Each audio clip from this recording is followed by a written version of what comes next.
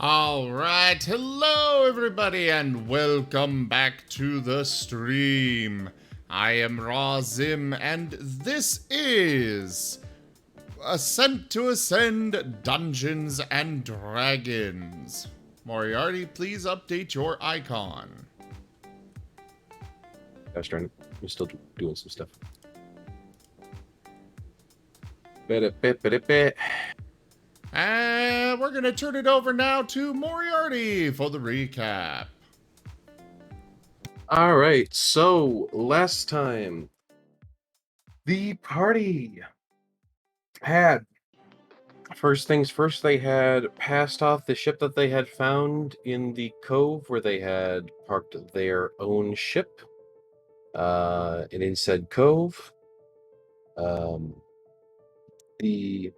I want to say it was a barkentine that was there, or maybe their own ship is a barkentine. I think their own ship is a barkentine, and they gave a brig to Moriarty, or schooner, some type of ship that they gave to Moriarty the Fox so that he could start his cartography and figuring out the islands in the surrounding area. Once they had finished up with that, they traveled back to town, had a little bit of a debate whether or not to take the dwarves with them or not. I believe they ultimately decided against it, and they started heading towards the mountains, foraging or finding paths through nature towards said destination. They, were on their travels. There were some character interactions here and there, and then we had left off just before two assailants had shouted at them from the trees, holding very large woven cannon-like guns. They had told the party to lay down their weapons and basically to freeze and surrender. And that is where we left off.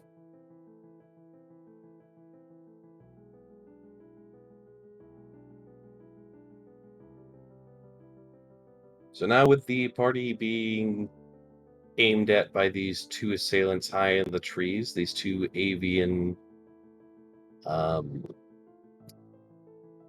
Kenku, it seems. What does the party do? Well, instinctively, Timble will stand in front of the party, like the brave captain he is. They are on two separate trees, so they're not really from one point or position. Well, he'll be up front. Gotcha. Timble will call out to them, identify yourselves.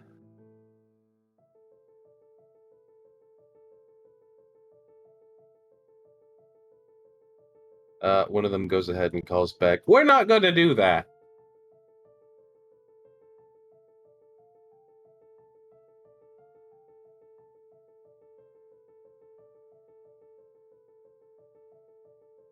Timble will look back to the party, and then back to the two assailants. And then he will call out once again, "Are you sure about that?" Yes. Identify yourselves, please. No. That was worth a shot. Throw down your weapons. Timble will keep going on. I am Temple Dor Jägermeister von Glorious Borgestan, and by the Empress's name, I demand that you identify yourselves. We already said no. Well, you see, I only throw down my weapons for recognized authorities. And how can I recognize you as an authority if you won't even tell me who you are? They just both look at each other, then look back. We have guns. And? And?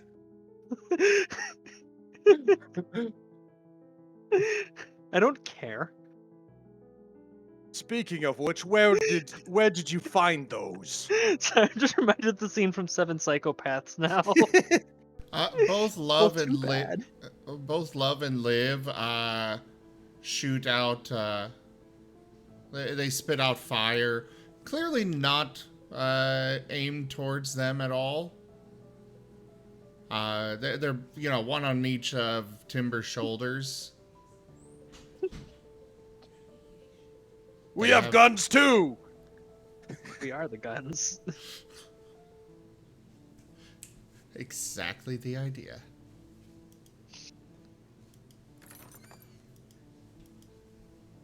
Here's the sad thing. I have a spell specifically meant for intercepting projectiles, so... Yeah, me too. What? Timber, for the last time, your forehead does not count as a spell. Armor class, baby. I cast armor class. I can cast armor class. Damn it. I think that's how that works. The Empress's sticky note says, "Your attacks do not hit me."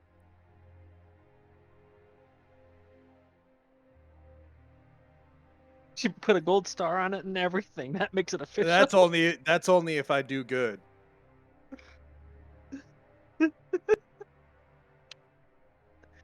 Dungeon Master, Yes. how far away and/or how high up are these Kenkus with Ballos?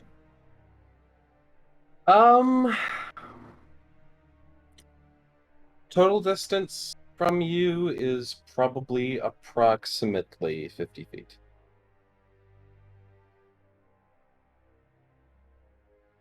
Well, it seems like these two do not wish to talk.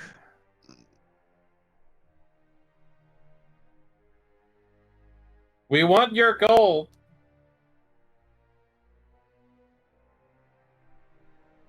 You want my gold? And if we don't have such gold, What? it appears you have Imperial property.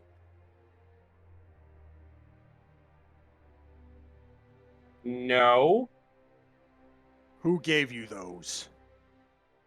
What? Those ballos, those guns, those cannons.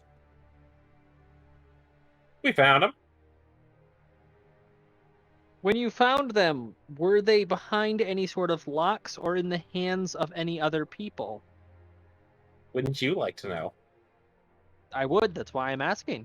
Roll I'm being deception. polite right now, but...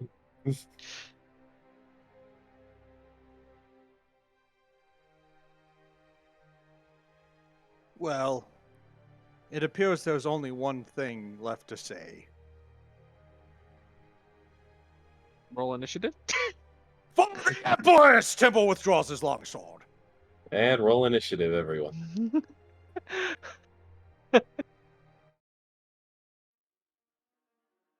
Where are the...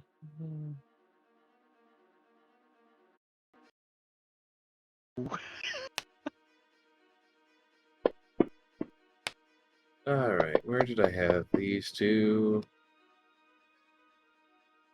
Oh, no. There's only one thing left to say. What's that, Temple? Roll initiative. No, it's not for the Empress, it's roll initiative. That was his last thing to say. I mean, for the Empress could also mean roll the initiative, but he also says they're that basically synonyms. he usually says that before he does something.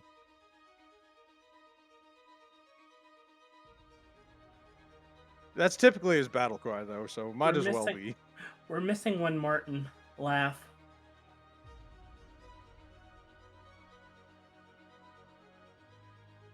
All right, looks like I Nope. get a third.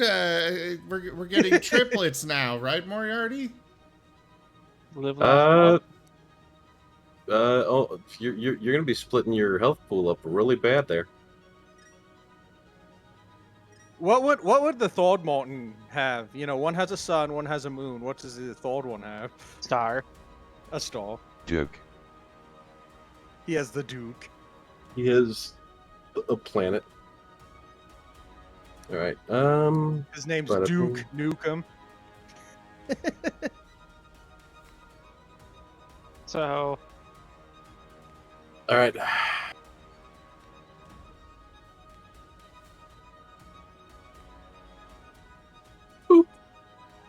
how There the we go. hell? I had a nat 20. Apparently they have a better nat 20.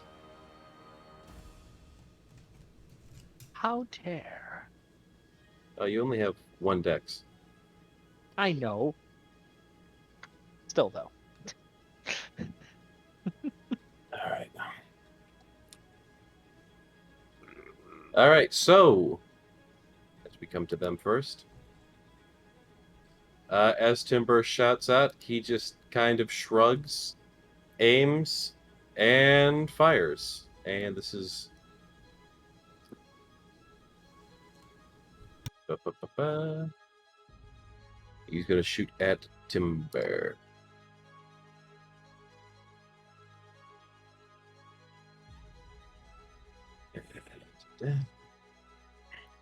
Ah, that was the wrong button.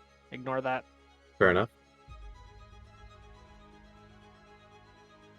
Mage So Hand the- just flips him off.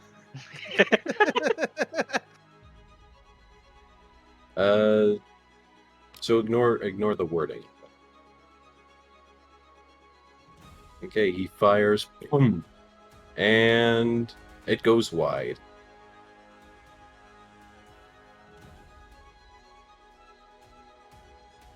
No bounce. Sad. And then he takes the rest of his turn to essentially reload. Onto Rosalia.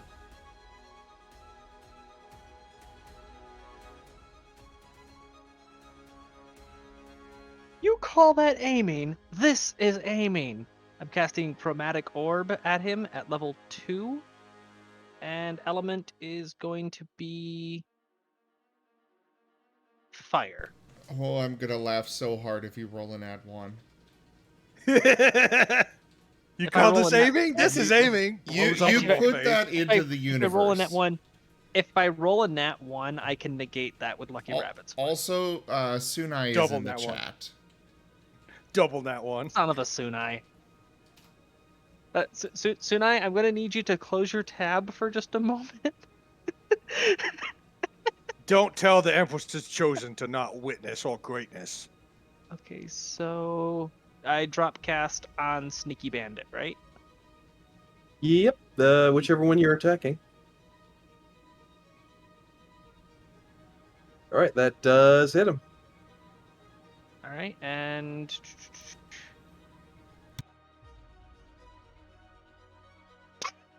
Wow. Okay, so He's instead of missing, you just did absolute minimum damage. I deliberately grazed him as a just to prove a point. Right, I sent it, right. like- That was I deliberate. sent it right between his legs. Yeah. You send it right past his legs, and he's like, haha! And then he looks down, there's like a little fire, he's like, oh shit! And he pats it out quickly. Nothing really else for me to do there.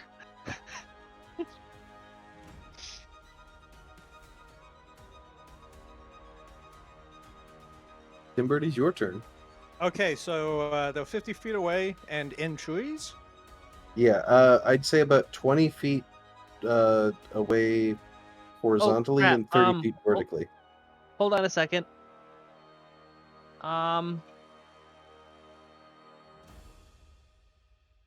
Okay, so I was supposed to do 1d8 more there because I was casting that at level 2. Roll an I extra only d8. rolled 3 Yeah, sorry. Watch it be a 1. Or that. Ah, okay. I said that so it'd be an 8. Oh, I see. Playing the curse there. No. I just know that the Empress is chosen is here. That's just Timber. Nope. I'm Kitsune. so glad I realized my fuck up there. Screw up there. Alright. So, Sneaky Bandit 8, he's 20 feet away? Plus distance to the tree? Both of them are approximately the same distance away, just different directions. Like one's northwest and the other one's like northeast. That's fine. That roll that it made wasn't a damage roll on him. You'll have to manually add it. I already did. Still showing 23 at my end. Dungeon Master? What do you mean it's showing 23? Oh, Tanya, that's we order. Never cannot mind. I'm see stupid. Yeah. My brain completely derped out. I was thinking the order was how many hit points he had for some reason. Nope. Dungeon Master, how thick is this tree he's in? Decently thick. It's a coniferous. It's like one of those coniferous, but like it doesn't have branches for like the first, like almost 10 feet. It's like what? It's like one of those. The spruce that's been skirted. Yeah. Okay. Dungeon Master, I wish to run at said tree and bash it as hard as I can. All right.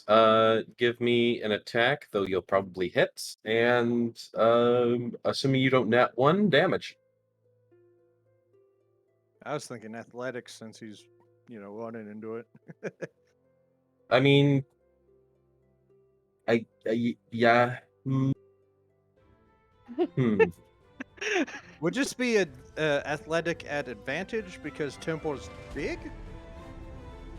But the tree's bigger. The tree is indeed bigger, but also like, just give me flat athletics. Okay. If you really want to go that route. Okay, what are you attempting to do? He's attempting to tackle the tree. There and it he net is. 1. So the reason for making a roll, like, yeah, you're gonna hit it, but typically the roll is more of a, are you doing it in a manner where it's actually going to do any good? Well, obviously not. It's a nat 1. Yeah. Turns out that Fumble bark card? was loose and it just flakes off. There's This no wouldn't fumble technically card be. for that. Yeah, it's not. Oh. It's not technically an attack. So Timber, what you do is you run at this tree, and you attempt to tackle it, and you realize that the tree is bigger. And before you do, you basically run head first into this tree, and take 5 damage from trying to move an object that you are not strong enough to move. Oof. All right. Was that his action? That was technically, because it's 20 feet away.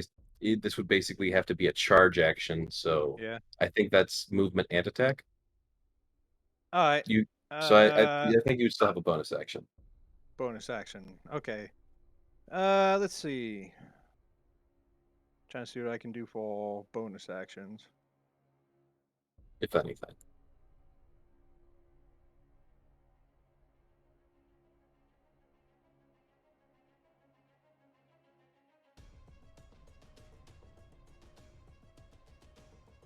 I don't have any bonus actions. Alright. I can do from here unless I can shield bash it. You can attempt to. There's no telling how good that'll do, but you may attempt to. Alright. Athletics with shield bash. Nope. You shield bash the tree. You see like a little splintery mark on the tree, but it doesn't seem to do terribly much. You basically very broken strong some of the trees. bark on the tree. You can make masts out of these trees. You could. Very easily, you could. It is now on to the Hellhound. Which... I didn't know you guys took that with you. Did you guys take the I Hellhound with you? don't think I don't think we I did. think it might be a leftover from the previous combat. It Yeah, might be. Yeah. Okay. We'll go ahead and we'll say he's back on the ship then. And he'll just kind of go on the bottom with Mordecai and Tiberius. That puts us to the next sneaky bandit. who is also going to fire at Timber because he seems to be the biggest threat over. Well, actually, no. Timber just kind of tried to tackle a tree and failed. Meanwhile, Rose set his buddy on fire. Yeah, Rose so far has proven to be an actual ranged combatant. So they make an attack. And a 19 will hit. Hold on. One moment. Shield. Take Yeah, your that's what time. I'm double checking. Yeah, I'm going to cast Shield as a reaction. It adds 5 to my AC, which puts my AC at 20. All right. As you cast the magical shield, you see this, small-sized cannonball sort of in the force Ricochet. field right in front of you, as you're pretty sure that just saved you from taking some damage there, as Get it that then weak kind of shit out of here. just drops onto the ground in front of you.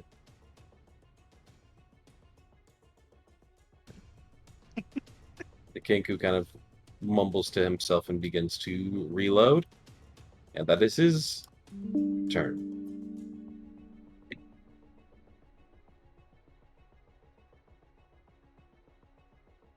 Alrighty.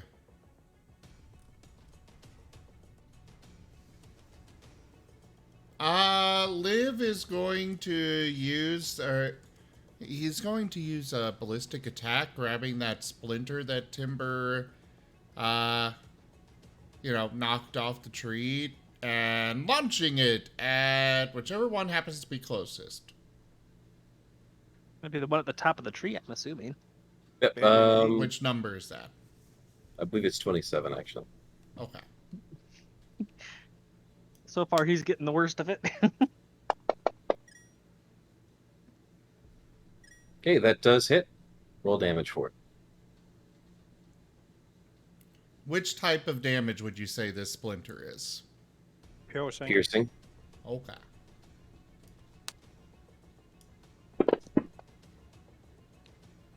You see, you might think I might have failed, but I was actually just making ammo for my mystical Martens.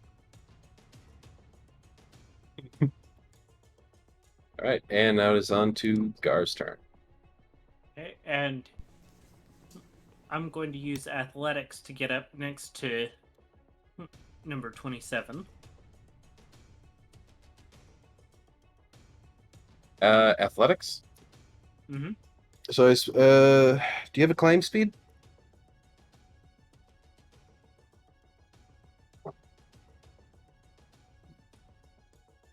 I don't think he does. Nope. He just has a lot of speed. All right. So that would be a move action to get up to the tree. Athletics to climb 30 feet up. Go ahead and give me that athletics check. Oof. All right, yeah. You can rather quickly just start hefting yourself up the tree using your claws, and I'll basically count it more or less as a dash action. So you have a bonus action by the time you get up to him, but you are now within melee range.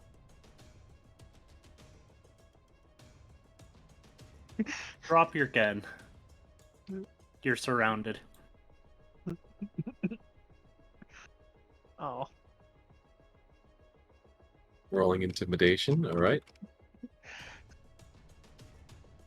Is this the same one that Timber and the other one that's fired at is, or are you going for number 8? I'm going for wounded. Yeah. Okay. Alrighty then.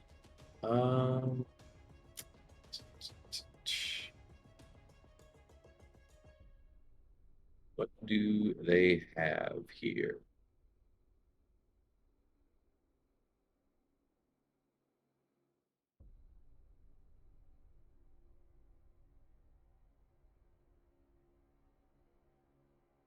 Okay, so that's just going to be quick save.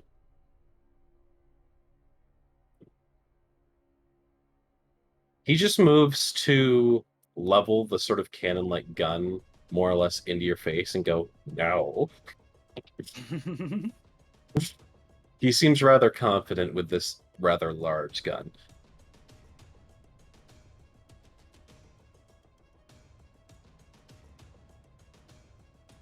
I gave you a chance. That's all my actions I'm able to do. And on to love. Love. Ooh woo.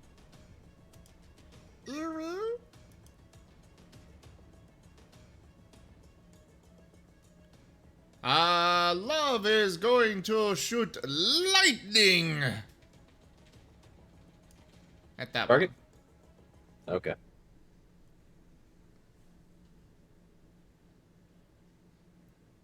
Alright, that is DC 16. That is a failure. You may go ahead and roll damage. Zap! There you go. Hold up, hold up. Hold up. Where is it? Where is it?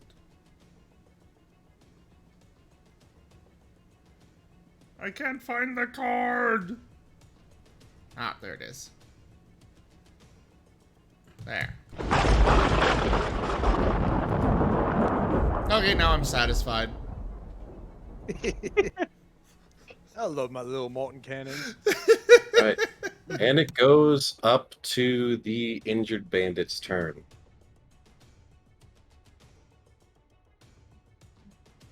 Hold up, hold up.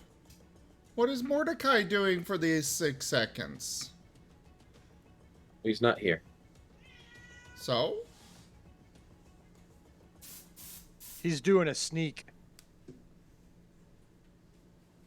Yeah, he's sticking out of combat, being the scum that he is. Oh, okay. Just wanted to check. He's like, he's looking at the situation. He's like, yeah, you guys got it. And so's Tiberius, being more of a pacifist, Okay.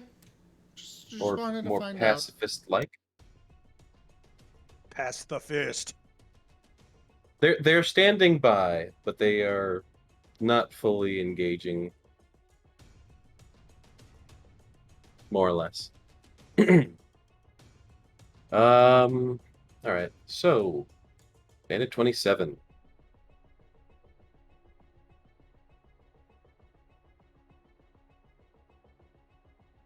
What is this?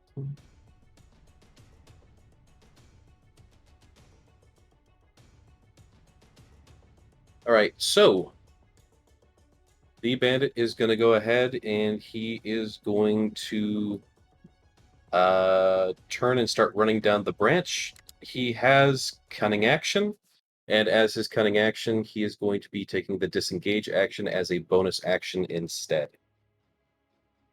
So unfortunately, this will not evoke an attack of opportunity. Using said cunning action, he's going to run down the branch, and he is going to leap towards another tree.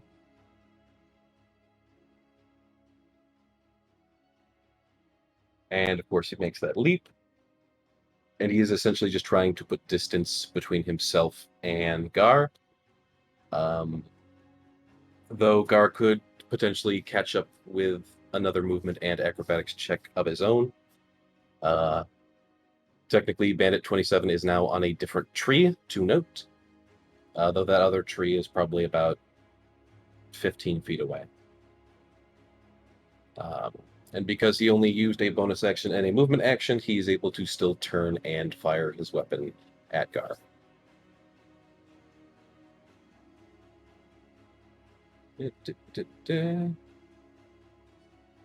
Where is Gar? There's Gar.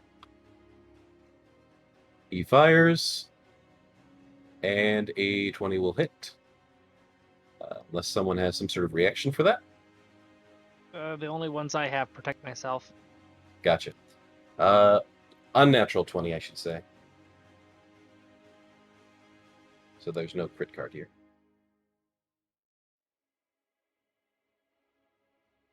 And that will be 14 damage, which I'll put on Degar.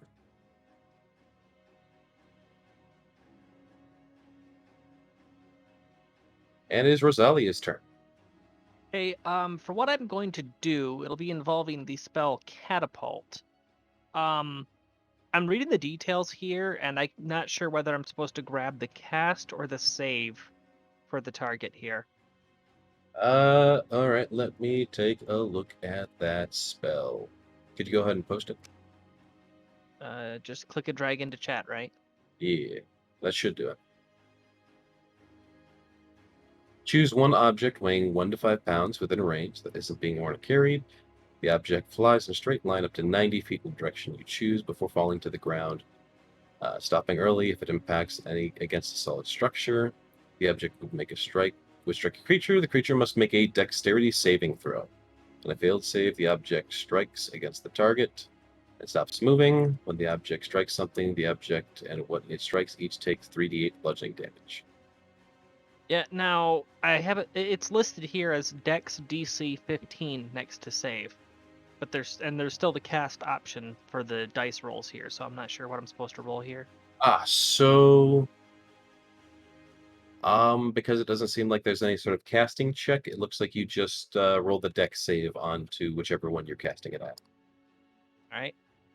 So that shot that was halted by the shield, as soon as it begins falling, I just go, "You dropped this," and send it back.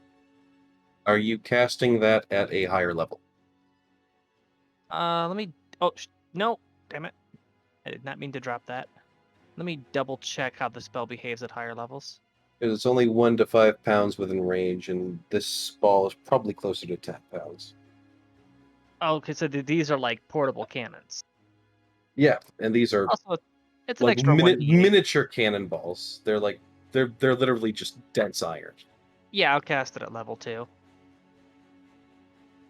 Okay.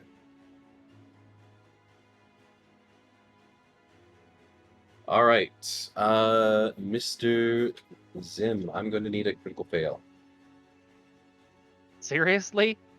Sorry, not critical fail for you. Critical fail for the enemy. I do no. not have. Oh no!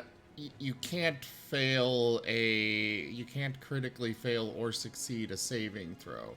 I don't have Fair cards enough. for that. Let's treat it as a critical success for player damage, then.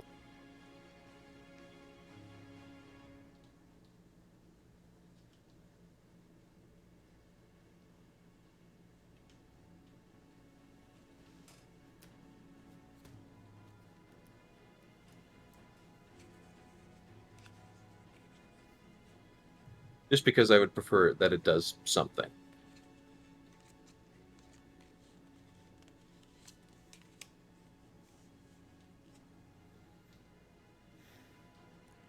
Resistance is futile. Maximum damage and the target becomes vulnerable to this damage type for 1 minute. Oh Okay. no! It's bludgeoning magic, and it's 4d8. Technically, this is just bludgeoning.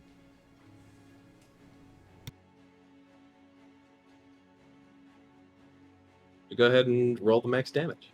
Beat the snot out of him, Gaul. Well, it said automatically max damage. That assumed that each one rolled 8, right? Yeah, but you can make it automatically apply and not make me do math by in the top No. right. In the top right, there is a sort of plus/minus under tool, which is modifiers. You can click on that. I don't have access to that. What? No, you do. It's top right. Oh, says yeah. tool. It's right above combat tracker. modifiers. There we go. Okay. And then when you open that, there's attack and then there's damage. Max? And under damage, you can click max, and then you can just roll the damage. Here's the thing, though. How do I go for casting it at a higher level? Pick up your dice, right-click once, and that'll add the extra damage dice, and then just tick down your spell from instead of a level 1, just tick it down from a level 2 in your character sheet. And this is Bandit 8, right? If that's the one you're firing at. It's the one that shot at me, right? That is indeed.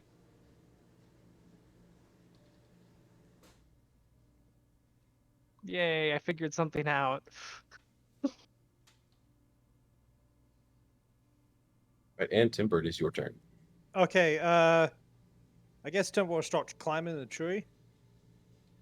All right, you may do so. Give me an athletics check. Unless you have a climb speed. No, I do not.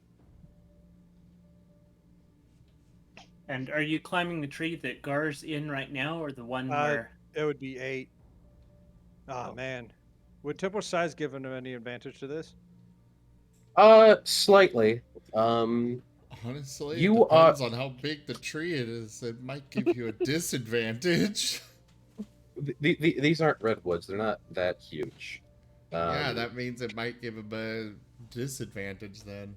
Oh yeah, because it's so small.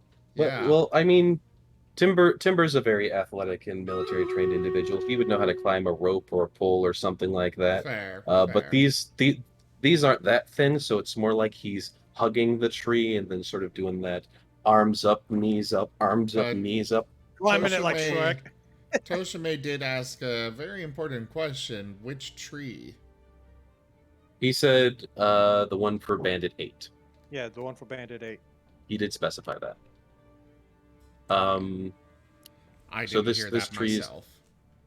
This One tree that is The one that just took Currently- an iron cantaloupe to the gut.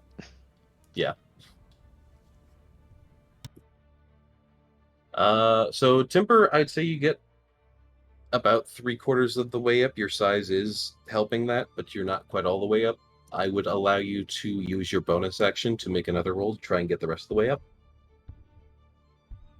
So how far away is he from Temple?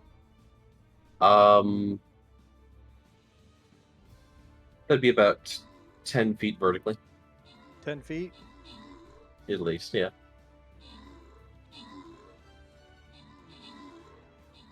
Hmm. And Temple still has his bonus action, correct? He still has his bonus action left over. Does he Um, still have an attack? No, both your movement and your main sort of action would have been climbing. Okay.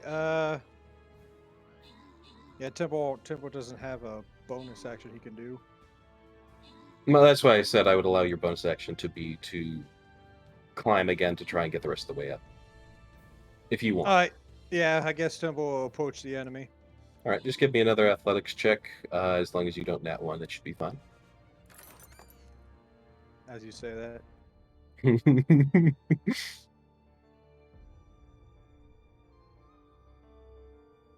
Yep, no, you climb up the rest of the way, and you are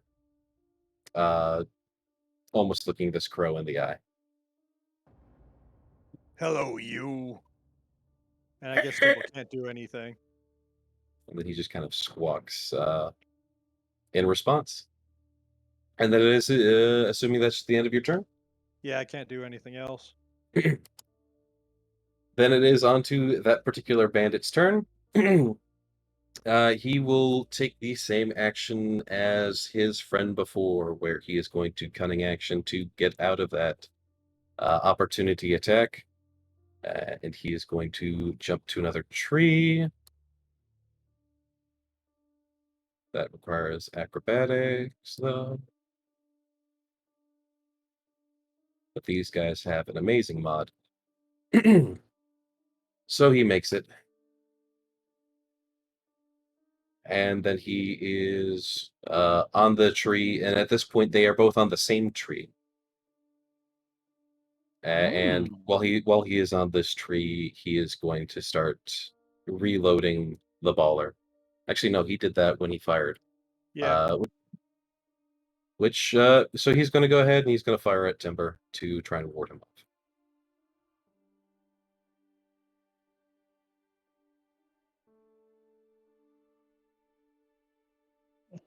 And your AC is not 22, correct? It is 20. Okay, so that does hit Alright. for 11 damage, which I'll add for you. Thank you. And that is his turn. On to Liv. Just makes a big old dent in Temple's back. More like in his chest plate. I assume his back's facing him because he's climbing with his chest to the tree. Live Oh and no! At this love. point, you'd be up on the branch. Live and love are on either shoulder of Timber, and they're just spewing stuff out from there. All right. Roll an attack. The turrets of the turrets. Yeah, Timber's got shoulder turrets. Like a proper mech. Let's see. What do I want to attack with? Shadow, blow up the tree.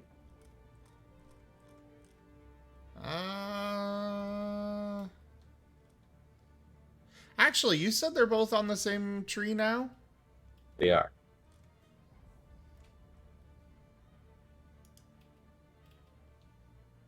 Oh, wait, I can't use that one yet. But I can use this. Oh no. Silence! Oh, yes. As an action, you unleash a deadly line of psychic energy 100 feet long and 5 feet wide, originating from you in a direction you choose. Each creature in the line must make a dexterity saving throw. A creature takes 8d6 psychic damage on a failed save, or half as much damage on a successful one. And Go ahead. I should be able to get both of them based on the description we've got. You should be able to, yes. So there's that, and then that. It's a lot of damage. And then that. If it hit. Well, Fantasy Grounds automatically takes into consideration half on success damage.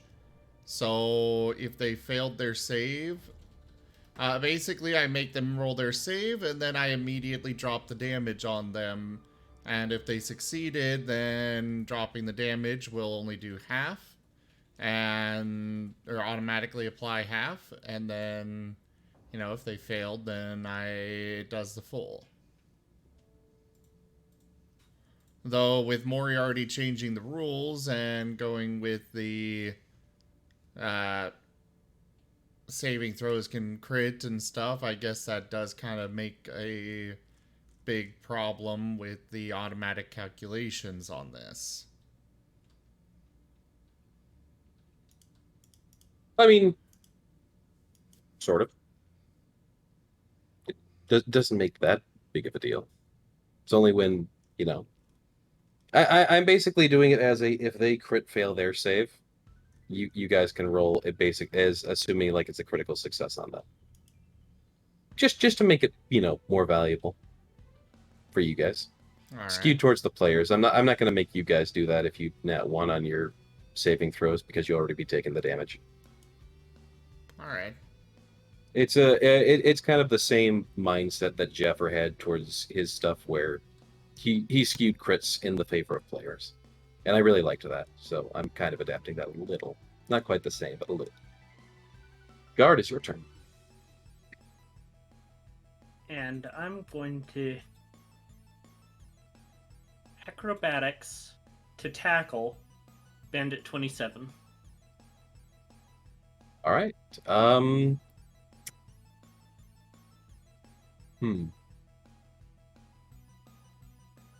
So, first things first, you're on two different trees, so you do need to make an acrobatics check to get over to them. Unless you have some way of... Ooh. 11. All right. Roll me a dexterity saving throw.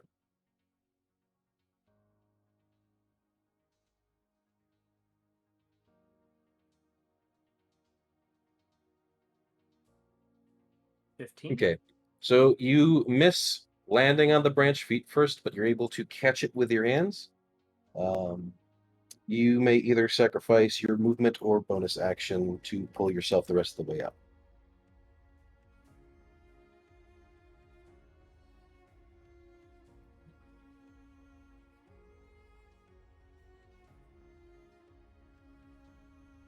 I guess I'll use movement, and that'll be my turn. Okay. So you pull you're able to pull yourself up onto the branch. You are within melee range of these guys again. You're technically within melee range of both of them. And Love, it is your turn. Alrighty.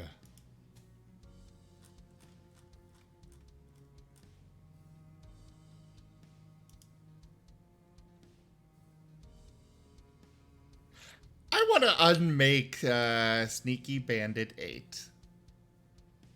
All right, go ahead and roll that. Come on, do it. Oh, de-resed. All right, roll damage. Come on, enough damage. Yeesh, okay. Damn. So many sixes. So many sixes. But not enough to actually unmake it. You were very close, I will say that. But they didn't actually unmake it. Wait, No, can I use it did not. Can I use inspiration to boost the damage somehow? You can use inspiration. You don't need to waste the inspiration on that. Remember the I spell want to from the same tree right reduce something to a fine gray dust. I will state one of the things inspiration can do is boost something to max damage, and I should point out you'd only get about 4 points of damage from 1 point of inspiration. Are you sure you want to spend the inspiration on that? You could also use it to re-roll your damage, but I don't know if you're going to get a better roll than this. They're both within the same tree, which means they're less than 20 feet away from each other. I can end this next turn. But I can't reduce them to a fine gray ash. Guys, is- he's been wanting to do this for the longest time. Let him do it if he wants to. If you want to spend the inspiration, I will not say no. I don't even know But if it'll actually succeed in making a fine gray dust. I'll All right. just move on. Or are you gonna gamble it? Or are you gonna risk it for the biscuit? You technically could also have used it to upgrade your roll to a crit, which also would have meant a crit card. Oh. I'm not like I'm not moving on to the next turn just yet, so I'm still giving you the option if you really, really want to. Let me review real quick everything that they can do just for everyone's knowledge, because it has indeed been a second. We are Ascend to Ascend, pin messages. All right. Inspiration is a word for good roleplay, heroic moments, or just generally being awesome. Players can have a max of 1 inspiration that can be used for a reroll for or against any character, to roll maximum damage on a roll, to score a critical hit on a singular attack, or to slightly bend the rules at a critical moment. Including but not limited to negating something like a third death saving fail. I just realized I just checked my sheet. I have an inspiration thingy checkmarked. Currently, everyone in the party does. Ooh. It's just a question of, do you want to spend them? Because there is no set guarantee that you will get it back. I mean, hopefully you'll get one eventually. The thing there is, there's no guarantee I'll get it back, but there's also no chance of me getting another one while I already have one. That is true. But then the risk becomes you don't know how much downtime you'll have before you get one back. It's the gamer's fallacy of this is an incredibly I valuable want the object. fine gray dust. All right. Do it. Are you upgrading the damage, or are Critical. you upgrading critical? Okay, give us a crit card, and we will. I will undo that damage until we know what the crit is. Spell Drain. Quadruple damage. And the target must Yes. make a DC 16 saving throw using its spellcasting ability. On a failed save, the target is unable to cast spells for 3d4 rounds. Pretty All sure right, he's well- going to be unable to cast spells, period, if it's 4 times damage. Yeah, go ahead and roll that 20d6, and assuming it's not all once. There's going to be nothing left but a cloud of feathers. Dust.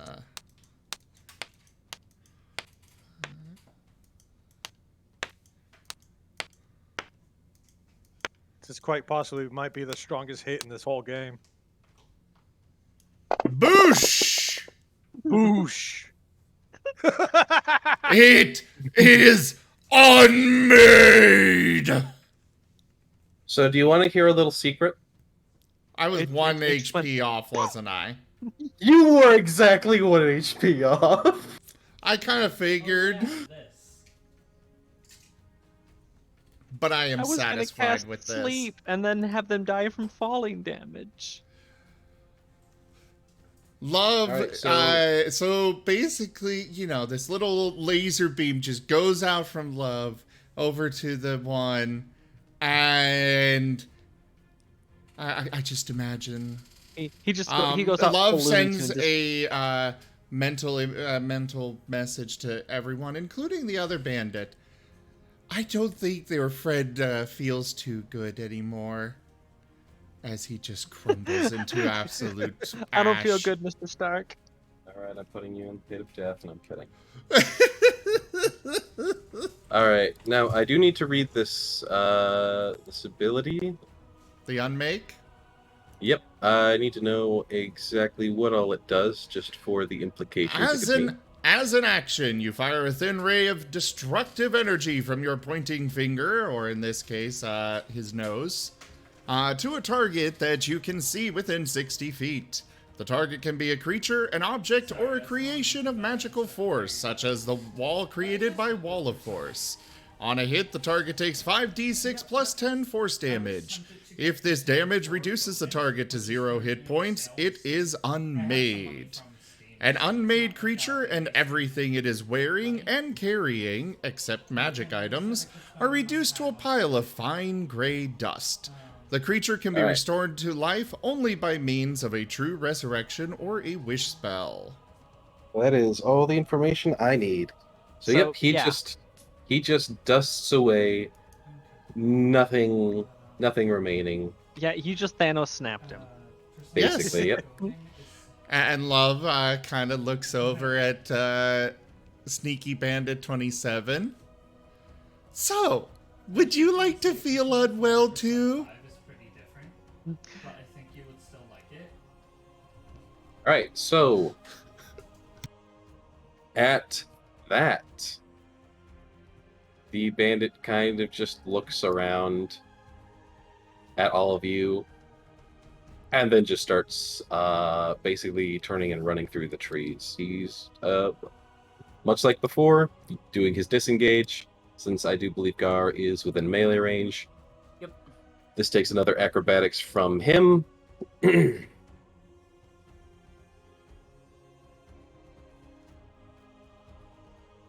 Ooh. Okay, nope, he makes that, just barely. And from there, he's using the tree as half cover. But he does seem Stop to him! be Don't let him get away! he does seem to be fully in retreat. Is he It is more now- than 9? Is he more than 90 feet away from me?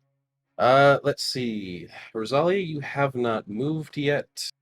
So he would have been 20 plus 15 plus this tree is going to be.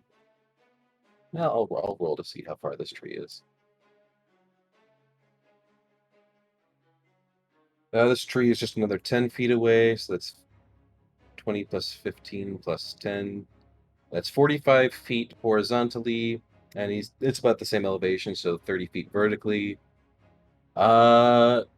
So I would no, I don't think he would be more than 90 feet away.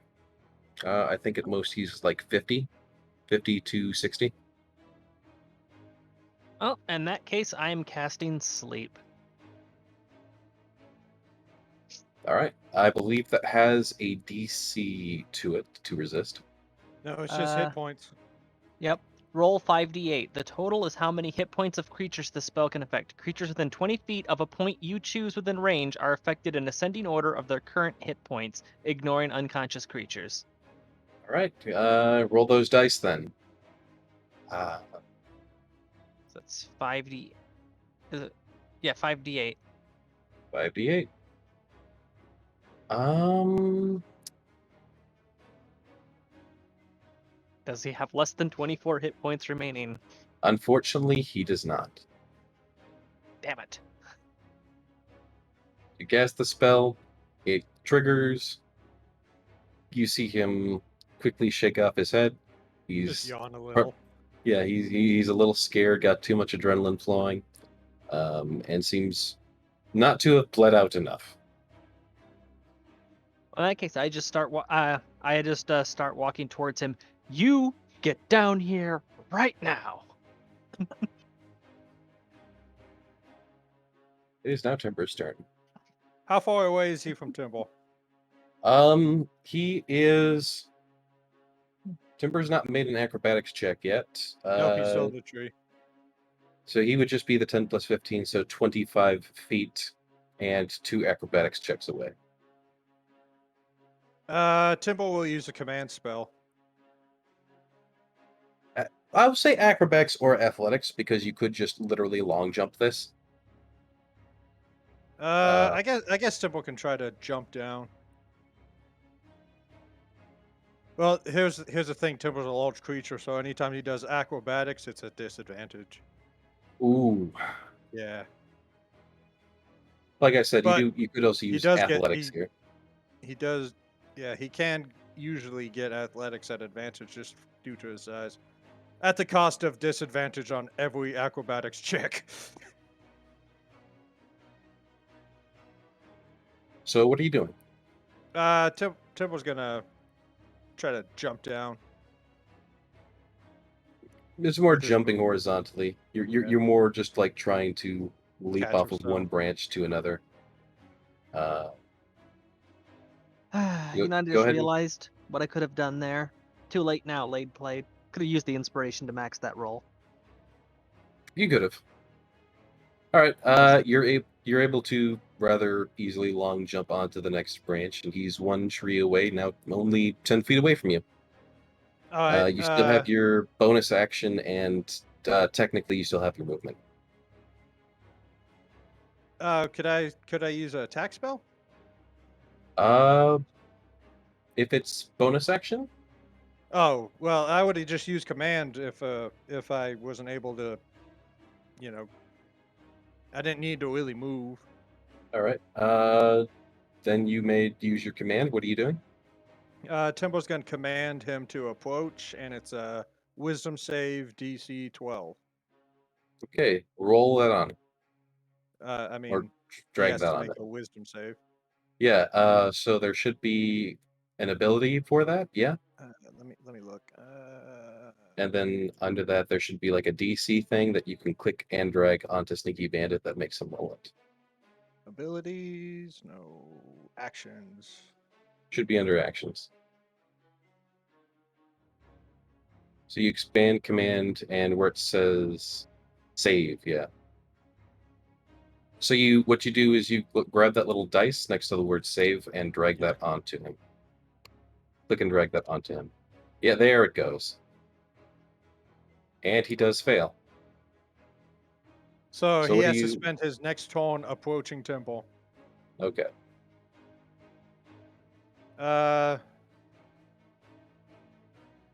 Can I use a free action just to drop?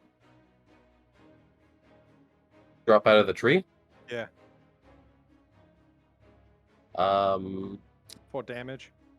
Yeah, there will be fall damage. Can I fall and then do that? Because You- he was you still may. being annoying. Alright, just yeah. give me the fall damage then. Okay. It's a d6 for every 5 feet, is it? 10 feet. Let me double check. I feel like it's 5 feet. That could be wrong.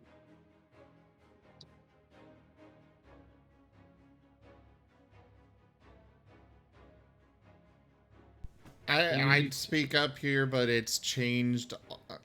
Like every edition has its own rules on that.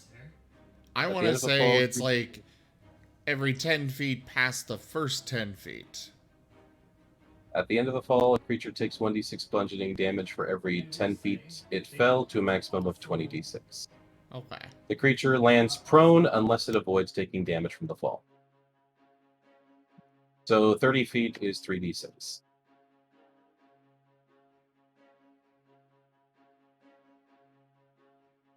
So,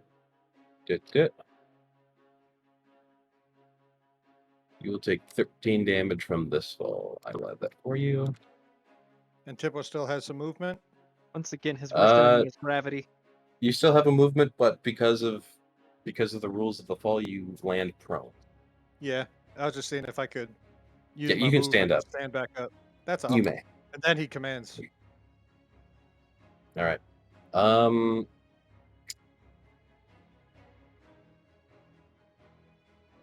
And real quick, I'll give Live and Love a quick dexterity check to hang on to Timber, since they have him mounted.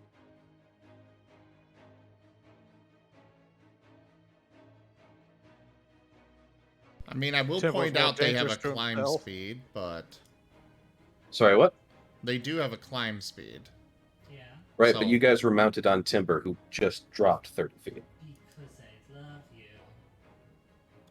Okay. So Which it's basically a check to make sure that you can A, hang on to Timber, and B, try to negate the damage from literally just falling. would it be rolling with advantage since they have a climb speed? Safe, you might get hit. Potentially. Also, it's a dexterity saving throw. The question is, were they expecting Timber to just prop out his arms and fall off the tree? Yeah, I kind of wasn't expecting that personally. 30-foot fall, you've got a second or two.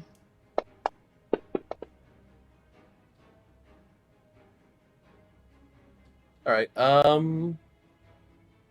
Because the two Martens are kind of in sync, I'll say that Liv can grab onto Love, and both can properly brace for impact, and they avoid the damage pretty good. They have their nice little Titanic moment. Yeah.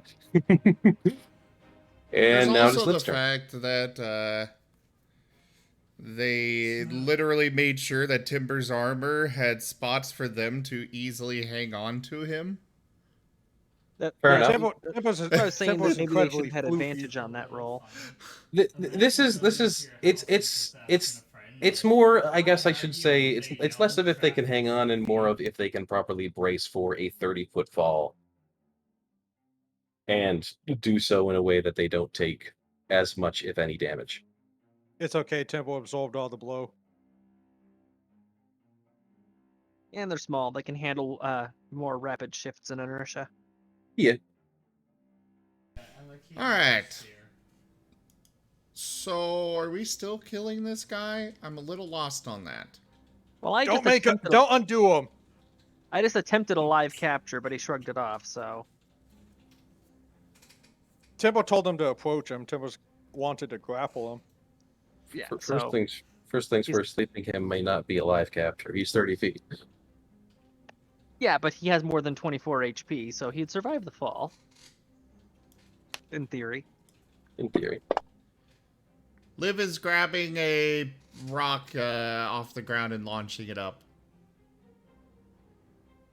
And you just see him, like he peeks around the tree.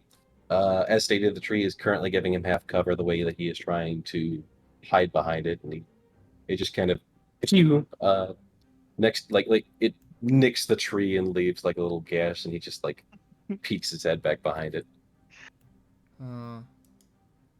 Well, that's okay. Love's turn is coming up, and he can unmake the tree. Oh my And god. I'm going to carefully climb down. choose to believe that the careful part of that is just stick the sword into the tree and drag it down like it's a sail. I have claws. Semantics. You just do the same thing with the claws. Love is going to unmake the tree. All right. Just erase the freaking cover from in front of it. So part of the spell is, or power, this effect automatically unmakes a large or smaller non-magical object or creation of magical force. If the target is a huge or larger object or creation of force, this effect unmakes a 10-foot cube portion of it. A magic item is unaffected by this power. Your team did good in All right. So just going to erase the tree from around him. Yep. Due to the nature of the tree itself, I would say that you can unmake a 10-foot portion of it, just simply because of how tall they are. I think it would technically classify as huge. Oh yeah, I'm okay with that. Okay. I am a-okay with, he's targeting the section where the bandit is hiding behind, and 10 feet out from there gets turned into a fine-grade dust, and whatever's left can just fall freely to the ground, but, that section of the tree is gone.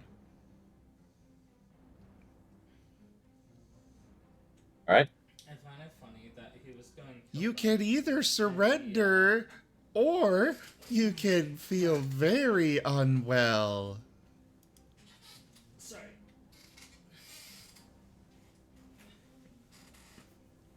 And he is compelled by Timber's previous thing.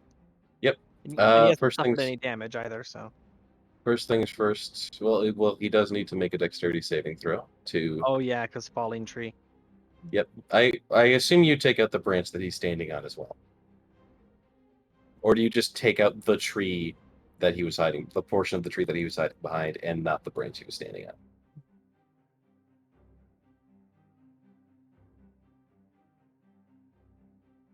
Is in?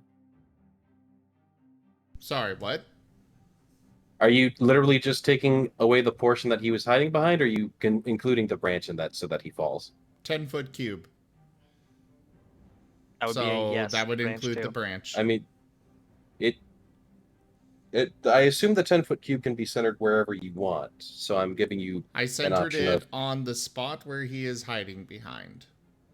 Okay, then that's a yes. Yeah. As cut branches that were past the 10 feet and other things start falling down. He wasn't hiding all the way up in the tree, so there is a portion that basically just drops down on top of the log and then starts falling. Hey, look, the Zim cube is back. Just as destructive as ever. The tree starts falling in a sort of northwestern direction, which is away from the party. Yeah, at least this time you don't have to do a field goal kick with the freighter. And the Kenku begins to fall. But he is quick. He's very quick to react, and thankfully, because he was hunkered up near like the main log of the tree, he is able to sort of catch the tree and shimmy down without taking full damage. At which point he holds the gun up above his head and like basically has his hands up and begins to approach the party and seems to be surrender. Yeah. And unless anyone has any more actions or anything they want to do, this is essentially end of combat. I'd like to unmake him. I think I know how it works now. No. Could you not? I just said I'd like to, not that I'm going to. We have to be very careful with you. So now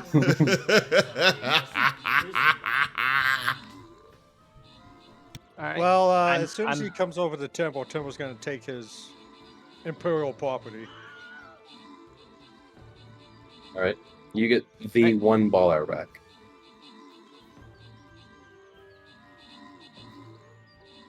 I'm going to head over to him.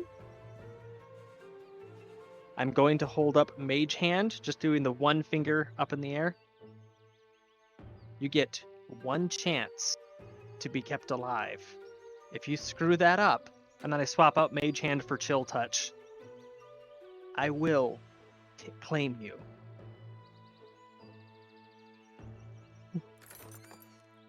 Not casting Chill Touch on him, just having the Mage Hand swap out for the skeletal version. You see his head kind of do that thing where it retracts back. You see his what do the thing? If you've ever from like just normal neck position to that like where you pull your head back and you like your chin up against your neck. Yeah. You get one chance. You screw that up, I claim you. He just nods hastily. Oh no! As Love is jumping over onto this guy's shoulder. If he does anything that we don't want him to, I will make him dust. No. I don't have He any bird is- skulls in my collection yet. He's saying this mentally, right from the guy's shoulder. To kill you again. Dungeon Master? Yes, Can Timbo inspect this weapon he's got? you may. He can't walk and See if there's like any markings of what forgery it came from. You would know that it is a woven baller. Alright, just from the looks of it. Yep, it has like the proper markings and everything. It's from all indications is that it's woven. And it's currently loaded right now, correct?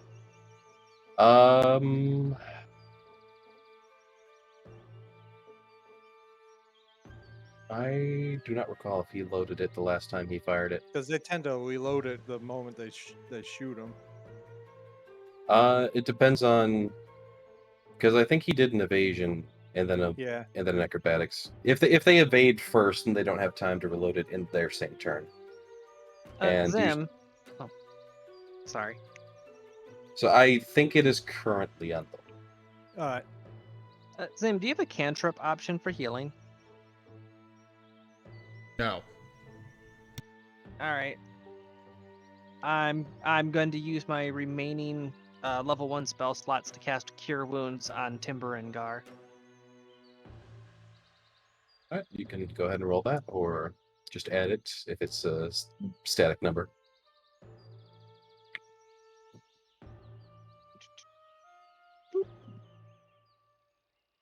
Well, I tried. It's something.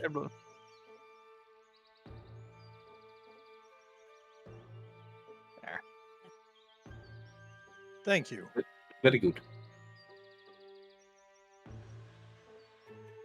Timbo's gonna go over to the bandit.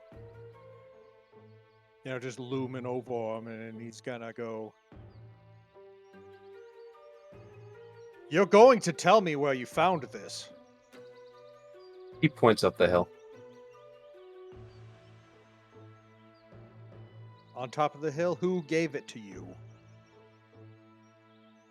I said, we found it. Was go there where you anyone found it. up on top of the hill? That's No. actually a So, very good question. to time ask. for dusting, Other ones aren't. It's not. Not yet, not yet. Could you But not? but I want to dust him. You take the ones I know. He's not I answering think- our I think- questions correctly or honestly, so time for dust. At the start, they're like. Hey, I'll- first off, he's As your panicked. captain, live and love. I'll tell you when to dust him.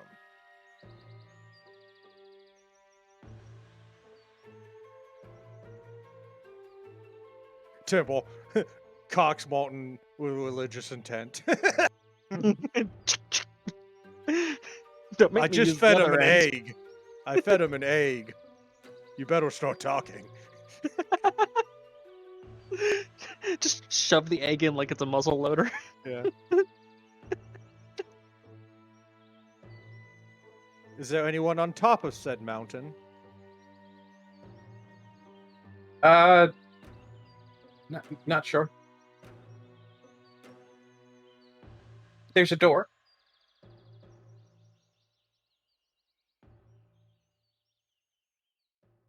Is there any markings on said door?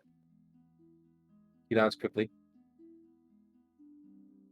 So you're telling me you found unattended Imperial property laying on top of a mountain in front of a locked door?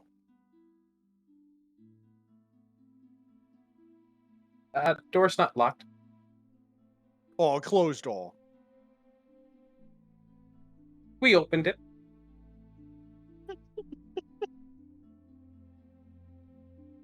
Alright, what was in said door?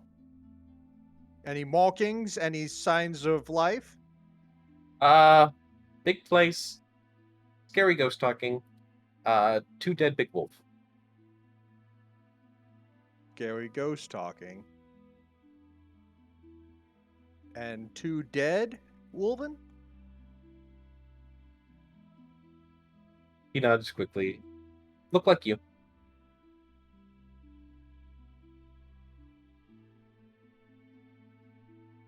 You're going to give me the ammunition for this bottle right now. He nods hastily, and he starts to unstrap a band. He like very slowly moves to his shoulder to unstrap a bandolier from his like under his cloak, and like as it falls off, you see like his arms drop a little as he almost has to sort of catch the weight of it as he hefts it up to you, and it's missing like 3 shots, which you assume are some of the shots that he fired. But otherwise, it's a full bandolier. It has 7 shots left on it. Which, again, this thing is 70 pounds. Alright. Not much for Temple. Yeah. I mean, it's a lot, but not much for timber. Okay. Roselia, Yes. do you have any smart questions for this one? Not at the moment. Your questions were surprisingly concise. Well, I'm an inspiring Although- inquisitor. I would suggest that we keep him with us while we go to explore the veracity of his claims. Well, we go to see if he was telling the truth. And if he was telling the truth, we patch him up and send him on his way. If he was lying, well, he can use that the time it takes us to get up there to say goodbye to his gods. Temple will retrieve one of the munitions and starts to load the ball With a religious intent. with religious intent. You're going to walk up there at a fast pace, but if you run, I will open fire and I will make sure that my specialists will unmake you. He swallows.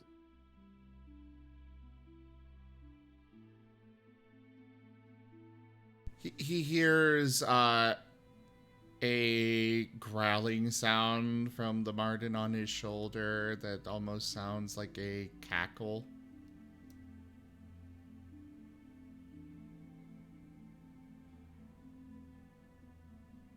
Well, Dungeon Master, what time of day is it? So different. Just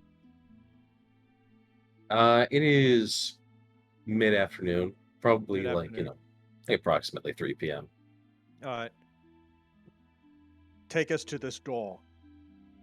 He nods and he starts walking up the hill, past kind of where the trees end. He does so at a brisk pace as instructed, but he tries his best to make sure he's not running. Timber, mind And- if I hitch a ride? Temple flops Roselia back onto his rock. And you guys start to make your way up, and you see this large stone carved door with 2 large statues of dwarves next to it on either side. Oh boy. Would the duration of the trip count as a short rest for her seated on him? Oh, it's like 15 minutes. So no. That'd be a negative no. All right. They were really close to where the store was.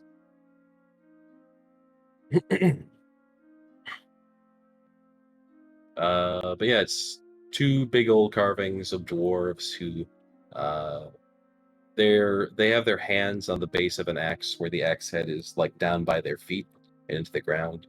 And they've got, it's an intricate dwarven carving, and there's a large sort of wooden reinforced door there, like two large wooden reinforced doors that enter into this sort of dwarven looking place. And Sure. and then the Kenku bandit just kind of points to the door. Tibble will turn to Gaul and ask if he knows any dwarvish. Nope. Does anyone know dwarvish? Nope. What about you, Mr. Bandit? He shakes his head.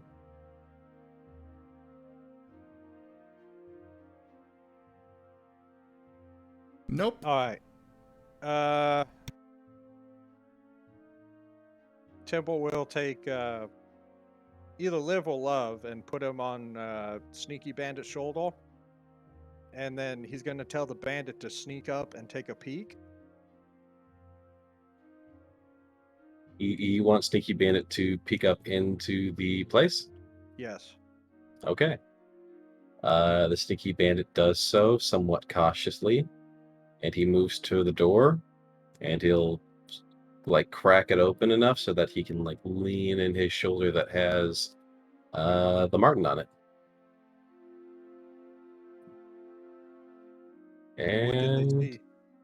I will show you in just a second. Feel free to take a moment.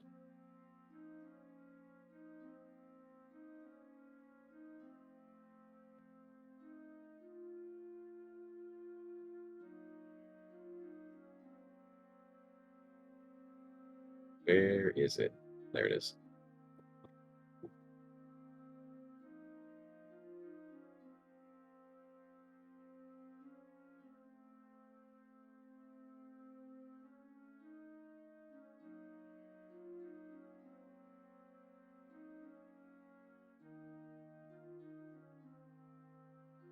Okay. Whoop. That's not what I wanted to do.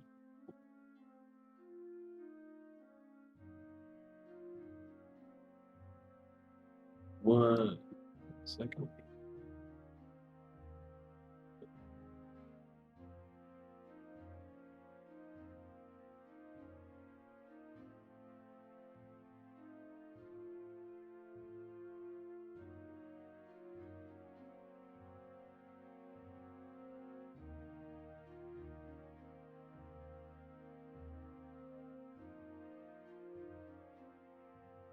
Ow.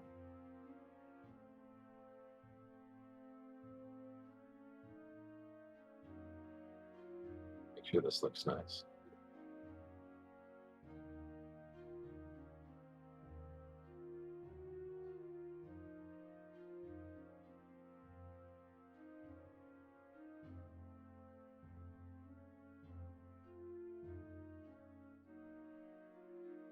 That's good enough. All right.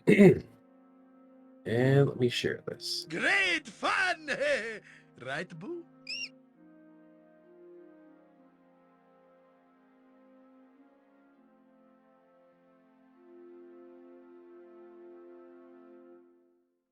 Peak Cyan. Ooh, it's a fancy black screen. We see squares. Oh no. Zoom out. You should see something towards the top left. Okay. If we zoom out all the way, it's just black. Yeah. Try to move left and up. We do have influence.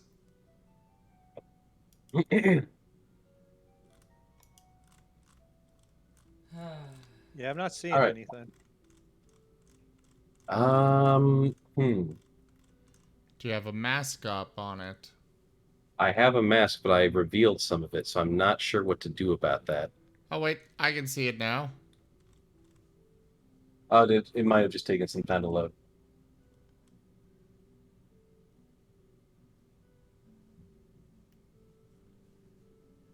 I still don't see it. So it's kind of hard to see, but there are some doors on the left side there, and you're peeking in through those doors. I'll draw a little indicator. My client just locked up. Oh no! Oh, there it goes. Now it finally loaded in. I'm good. I still don't see it. Oh, So- click the little toggle toolbar at the top right and choose zoom to fit. Then it'll show you. Yeah, that might do good. There we go. Thank you. I drew a little white arrow there. That's the direction of which you are looking from.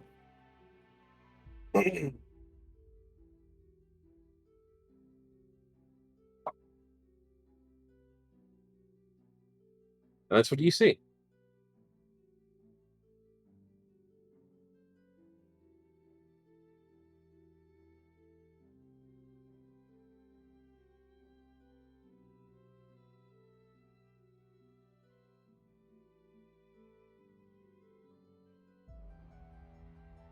What do you do? Timbor's gonna motion for the sneaky bandit to return to where they were all at. He does so, with the Marten on his shoulder, of course.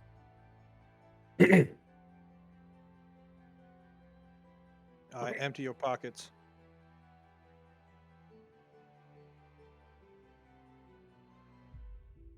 He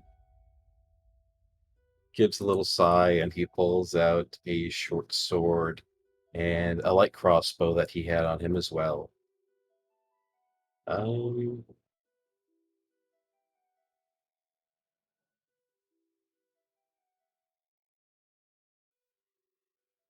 and that seems to be all he has on him that he's not wearing. Timbor will nod and tell him to keep it. He bows his head somewhat thankfully and goes to quickly sheath it. You're going back to town, and you're going to report to the Imperial Navy that there's some strange things coming up in this mountains. And you're going to spread the word of the Inquisition and tell them the terrors that you witnessed this day. That a woven beat me up. Wah. Basically, yeah. He just quickly nods his head. It is woven tradition to leave one to tell the tale. Now run away as quietly as you can, but scream inside of your head. Before you go, I have 5 silver on me. I'm going to give him the 5 silver.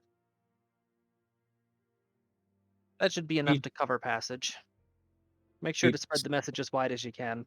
He seems almost somewhat surprised and confused at the generosity as he just shakily takes it and nods quickly and then just starts darting off. Oh no, he's running. Shoot him.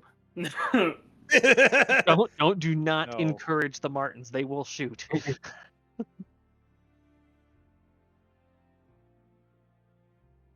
I think we scaled him. Yes. That money will be enough to get him by, whether it be meals or passage on a ship. And when he tells the tale, it's going to have the undercurrent of surprising generosity. It's All one right. thing to be it's one thing to be feared, it's another to be respected. Isn't that the same thing? There's nuance. Alright, I guess Temple will poke his head into the door. You see the same thing. There are notably by the sort of table there are 2 dead wolves. Brothers. The Temple doesn't care about anything. He's The first thing he's gonna do is go check on him.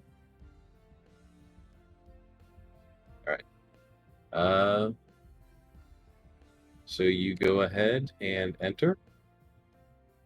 Put you on the map here. Does anyone else follow Timber inside? Yeah, I will. Oh, Right. I'm still on his shoulders, so. Oh, gotcha. I was gonna say, the Everyone- Martens are there everyone but too. Cole. They don't really have. We're still in Timbertron mode.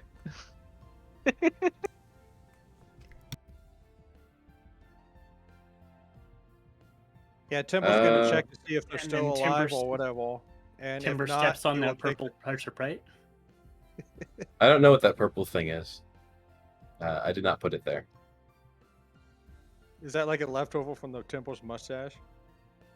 I don't think that's how that works. Anyways, Okay.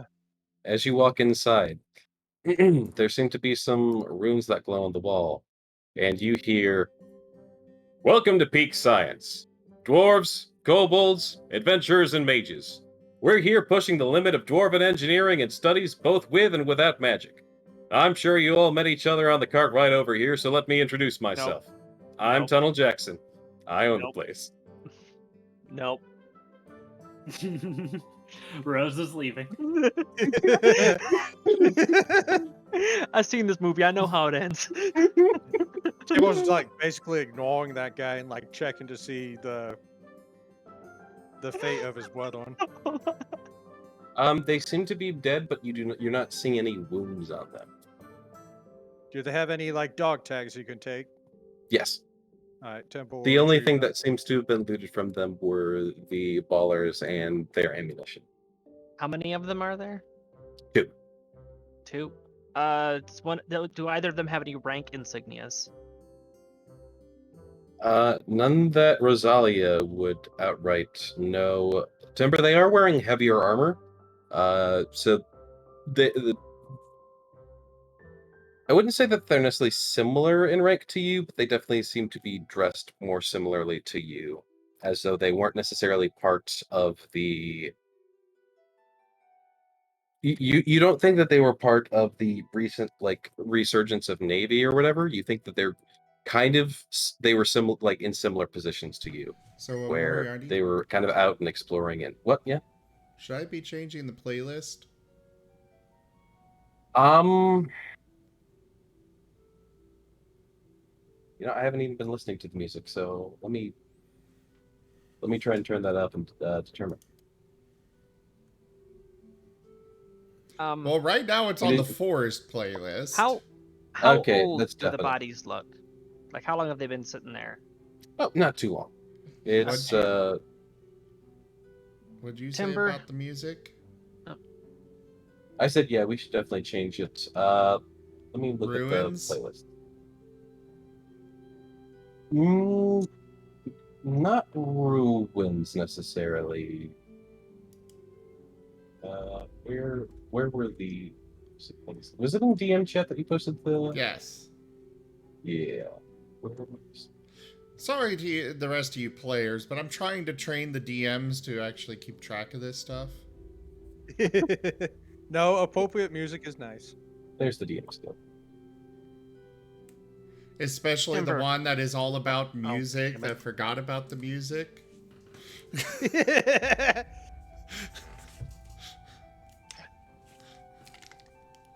I would say Hmm. let's either turn it to your choice between 3 or 19. Duke. I don't have numbers on these. Yes, you do. I don't have that guy. I don't have the playlist thing up. On my Okay, end, I then- just have the list of playlists with their titles. I did not put numbers to them. Gotcha. Here then. But yeah, you can just PM me if you want to change to the particular list. Just give me the name of the list. Either one of those should do. Okay. Timber, I never had a Yes? chance. I never had a chance to ask before. What rights do your dead receive? Lips. They receive no rights because they have nothing left. No.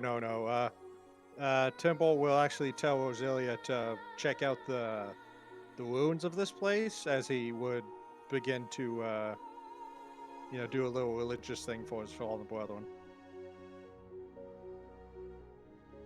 Check out the what of this place? Rune. The runes! Those glowing runes on the wall.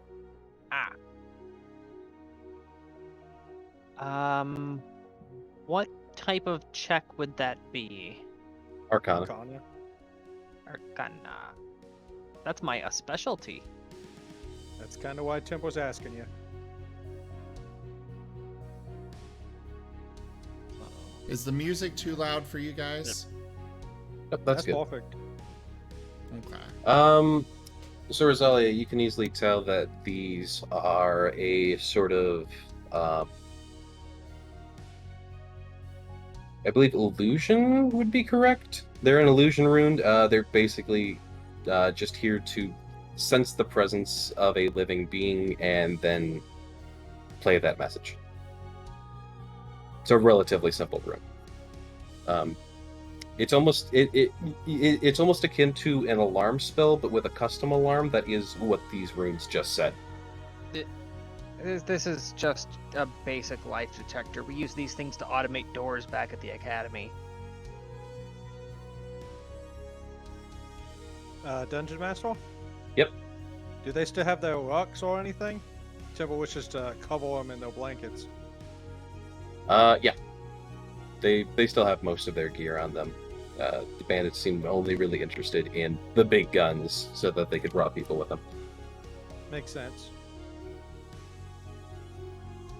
Roselia, Yes. you're good with finding out how things die, right? Fairly. You think you could figure out what was the cause of death? Would that be a investigation or a medicine? Probably medicine.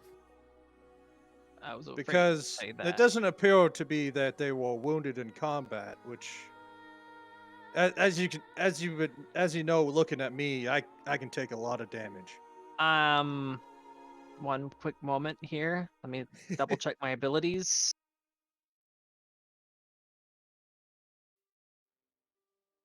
It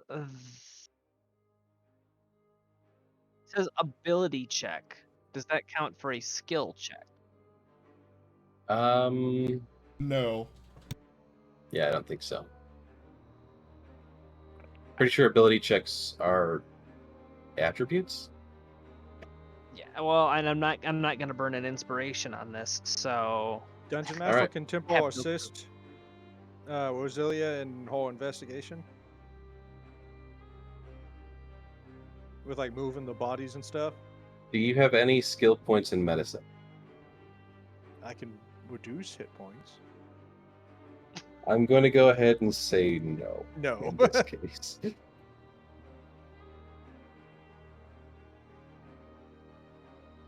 Purely because I know Timber's character. Yeah. Uh, I was making a Liv, joke. Liv does have proficiency in medicine. If Liv wants to assist, Liv can give the aid action and give advantage. Or Rosalia doesn't even have proficiency. No. If it was investigation, I would have nailed it, but it's medicine, so I got Jack. Yeah, Rosalia, you're pretty sure that they just stopped breathing. Liv's just gonna do you're- it. Oh no. Well, not much better, but still better. Yeah, Rosalia, you think they just like held their breath for so long that they died from it? Which, I Um, mean, if I have timber as the baseline, this is a believable cause of death. I Which was is- just which is about why to you say he lost it. He lost his little CD player that was telling him to breathe in and breathe out and breathe in and breathe out. He almost suffocated. Liv, you can't quite tell what did it sort of like before. You are able to deduce that there's really no markings on them. This could mean poison, but it could mean a few other things as well. You really can't narrow it down. Gar. Looking over them, you you know, there are some parts about them that seem like slightly discolored. Like their eyes aren't perfectly white, and it's hard to tell because you're not exactly an expert on medicine either. But all of this is really pointing towards something external, but it's really hard to narrow down what exactly. Oh boy.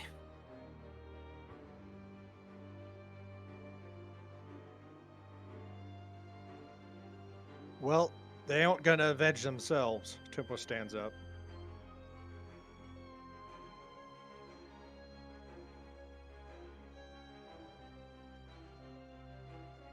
I'm ready to continue. Maybe exploring this place will give us a clue to what happened to them.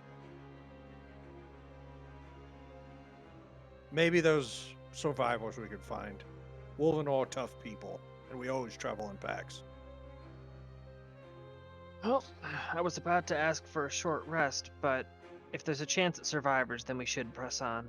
Just know that I am exhausted after dealing with the birds. You got a very short rest. I really need to learn to pace myself. A super short rest.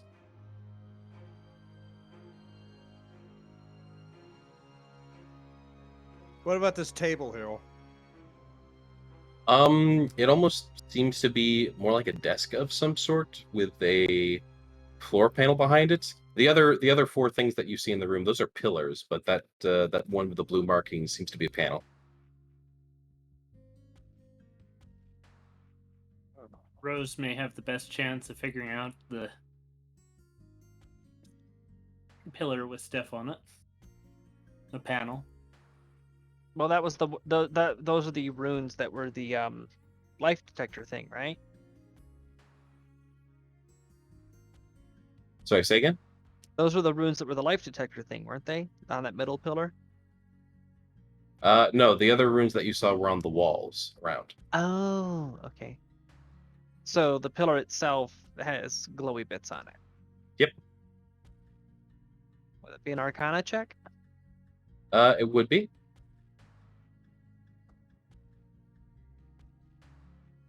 It is very much the same runes. It's just more of the same. Well, it's not the exact same runes, but you assume that touching this gives you more dialogue. Well, might as well. Boop. There's thousands of tests run every day in our enrichment holds. I can't personally oversee every one of them, so these pre-recorded runes will cover any questions you might have and respond to any incidences that may occur in the course of your adventure here. Your assignments here will vary, depend on how you plan to bend the world to your will. Those of you helping us to test the polygel will follow the green carvings. Those of you who volunteered to help our lich studies, I've got some good news and some bad news.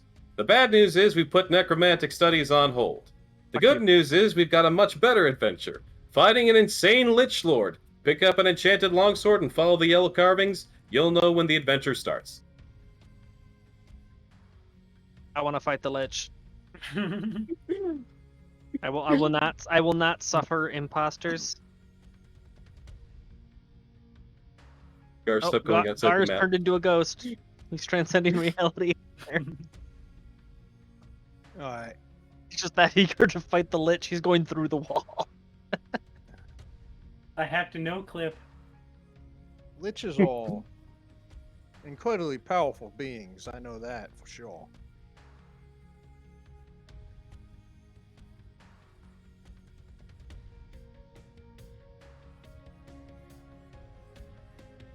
Guess Tip will go over here and take a peek down the hallway. You open the door. Be cautious. Remember that two Wolven have already died. booby traps. I'm assuming booby traps. Unless you can think of anything else that could have killed him here. So timber squeezing. I'm an incredibly thick boy.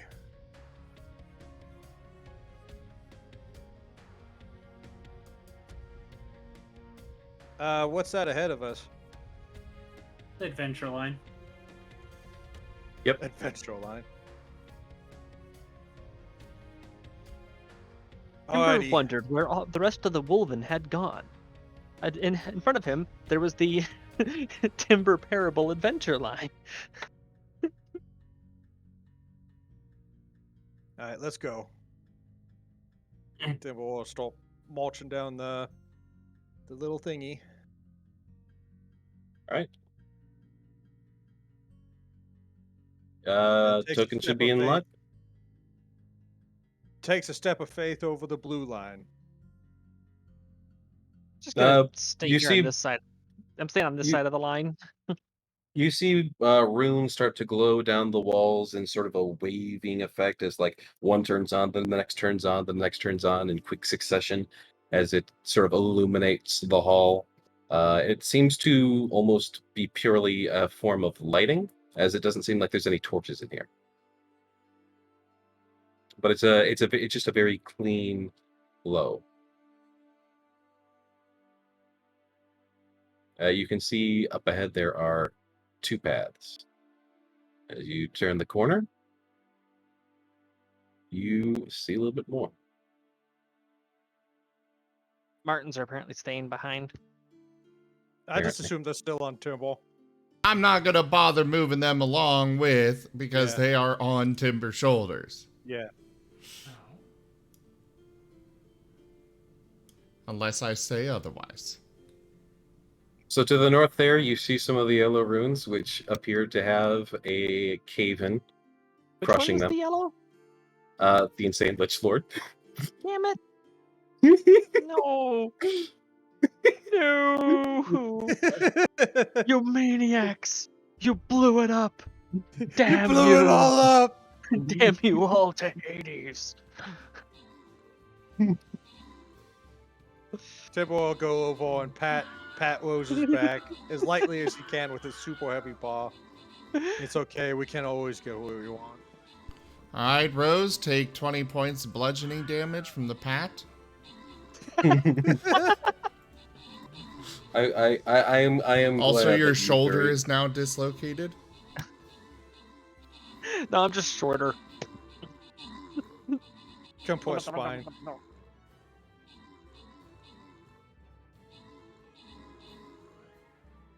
Alright, well.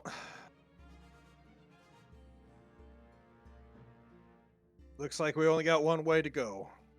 As you step over that green line, more runes light the I thought it was hall. gray. All right, so this first test has a goop our wizards call polygel. You're not part of the control group, by the way. You get the gel. Last guy got shoved out of a tree without any of these poly powers. Broke damn near every bone. Tragic, but informative, or so I'm told. Timber will call out to this strange being taunting him. I will crush every bone in your body if I have to. He doesn't realize that it's a recording. Also, T- Moriarty, Timber, did you Timber, get these the are recording? pre-recorded, like the little things that I did with the rocks. Or did you get the influence, Moriarty? I did get the influence, and you may Oh no. you may go ahead and refund it. Okay. Did their base Um, weapons not and have what they wanted? It's not because I'm denying it though. I just remembered something that I have. What's that? What? The magical tinkering, how I can imbue objects. I still have the saved image of it was a live or love, whichever one was the key. Marten gift. Yes, with them just spraying acid puke in all directions. I still have that. I still have the gift. I never overwrote it. Ah, fond memories. All right, so you, I assume you're just going to come around the corner here. Yeah. What the You hell's a come. polygel? It doesn't sound safe or healthy. You come around the corner here to see a door that, as the runes light up, due to your proximity, once you get close enough, this sort of stone, what almost looks like a dead end, is like a stone wall that just starts to slowly grind against itself as it slowly lifts up for you to continue into a room that I will just go ahead and reveal for you. This door is wise to get out of my way.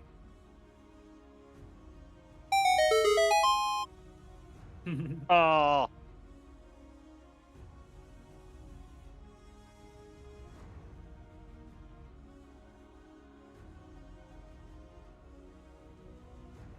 What are we And looking at, Dungeon Master? so as you walk in, you see some, sort of big red. You see a big red plate almost immediately in front of you, and then you just generally see this, like, sort of large room.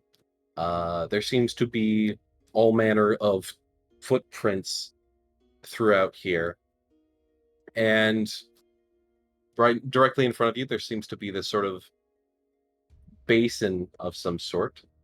To your left, there's something jutting out of the wall with a sort of thin sort of cut into it. And then way up to the north, there seems to be one of those red plates that you see directly in front of you, but it's a very high up and on the wall. How tall is this room? Uh, the room itself is probably like 40 feet tall. It's a very tall room, but the plates themselves, none of them are that high. and what is the green ball in the middle? The green ball in the middle seems to be some sort of liquid substance that is just floating there. But Tanya and me can't see it. Timber's distracted by the green glowing ball and just like steps on top of this thing and just goes over there. As Timber steps on it, it seems to make a clunk sound and lights up. As he steps off of it, assuming he even notices or reacts to that at all, it seems to just lift back up and the light on it turns off.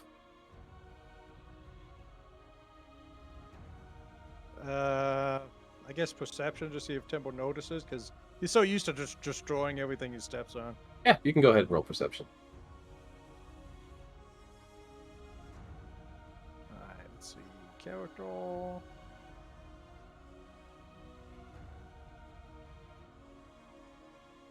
Abilities. Skills. There we go.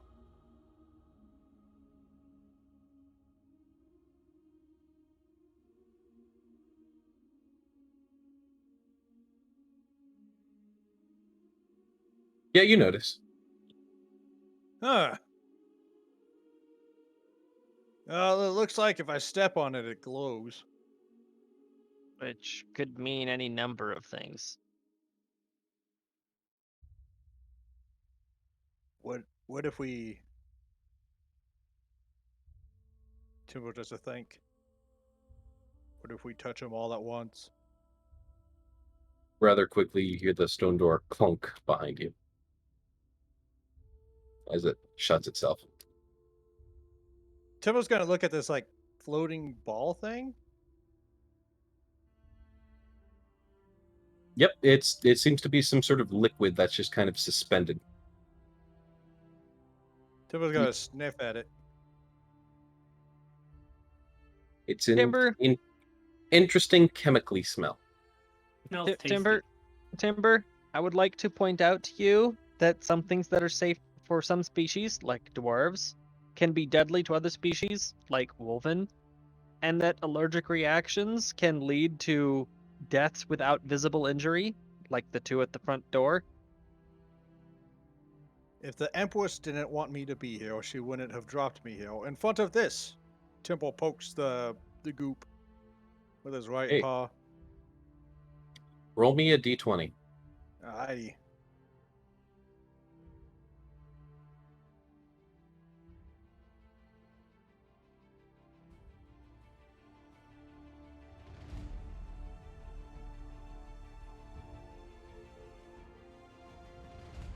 Did it go through?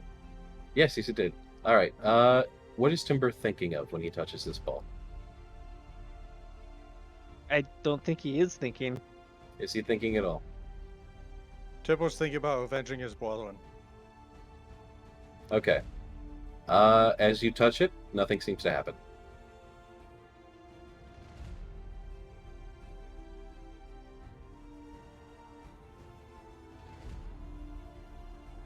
Timp was confused by this. Now he's thinking, what the hell is this thing?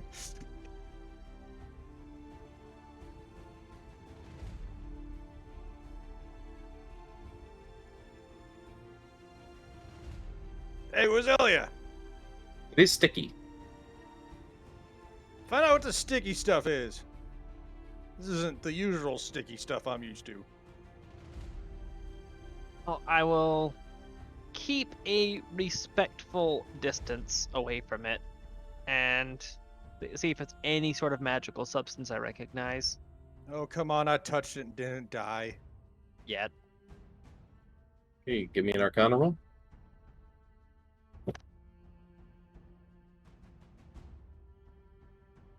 This is not magical, but because of its its adjacency to magic studies and whatnot, you can tell that this is some of alchemical concoction, almost akin to a potion.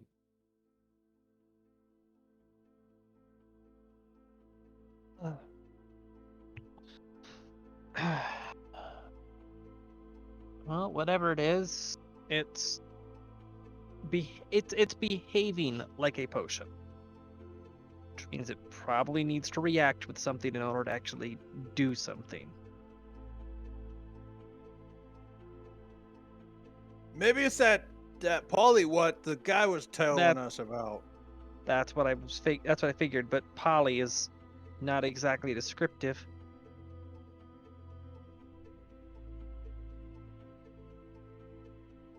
Drank potions, right? Timber, please don't drink the floating ball. I was just thinking about licking it. Please don't lick the floating ball. It's like a potion.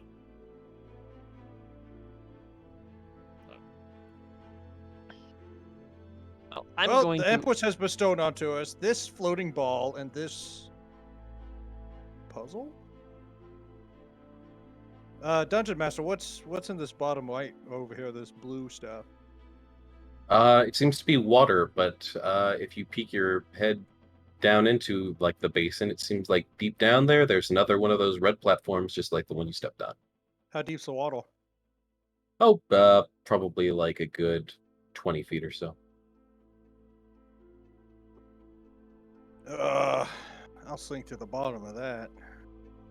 Gar, as you step on the platform, it lights up again.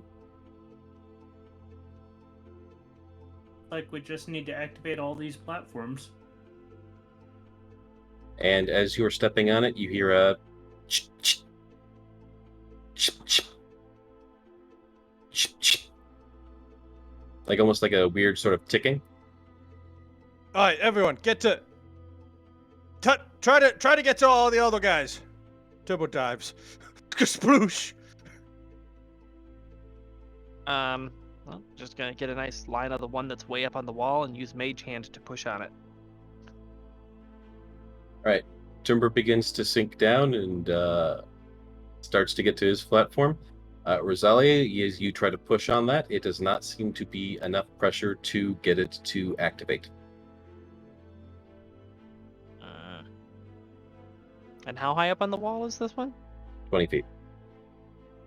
Oof. And are the Martens drowning? I They don't assume even that they need to could. breathe. I assume that they could, if they really wanted to, let go of Timber and swim up. Tell the Martens to go touch those other two. They can climb.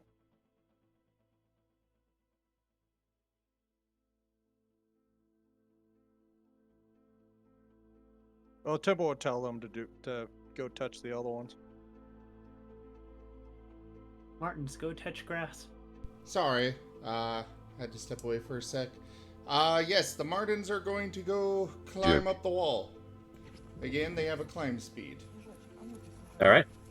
The Martens are able to together climb up the wall, and they kind of shift together, and they move to press that button.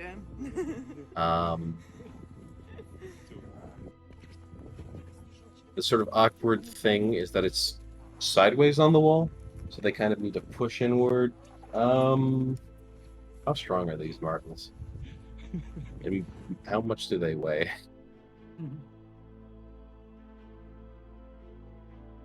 They are not very strong. They're probably stronger than Mage Hand, though. Go ahead and give me a strength check for both the Martens. And I would still be attempting to assist with Mage Hand, so that's an extra 10 pounds.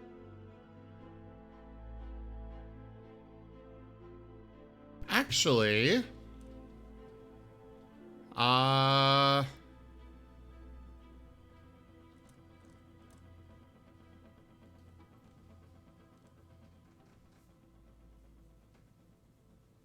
wait, I don't have that. Okay. Yeah. Strength check. Oh, this is going to be great. -1. Liv is And pulling instead of pushing. -1. Oh, God. Try the other way. Yeah, you guys are. You go, eh. It doesn't even move. You start bapping up against it, and the button's just. It's refusing.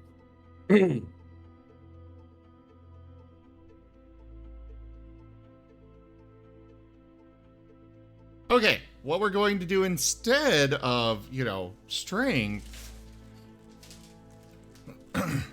Liv is going to use ballistic attack, but grabbing the top part of the button and trying to launch it into place. Meanwhile, Love is going to use the acid energy beam to try and melt it into place. The target that's on that track looking thing, what's the description on that?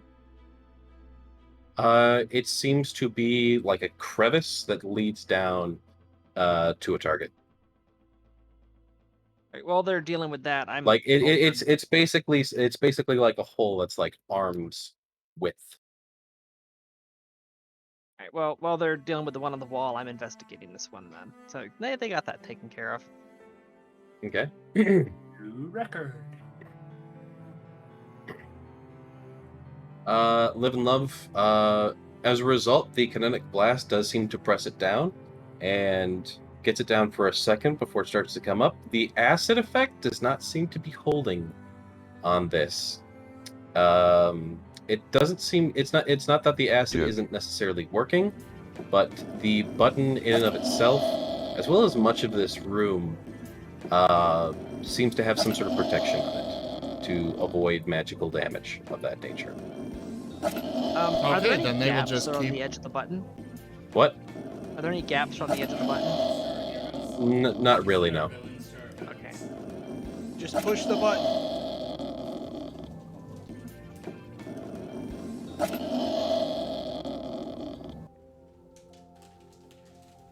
So they're just going to keep doing the ballistic attack thing to keep pressing it and pressing it and pressing it. While they're doing that, I'm taking the hammer from my backpack, and I'm going to swing that down towards the button so that I don't have to put my arm in the chasm. You have 15 feet of reach. Oh, that's pretty far down.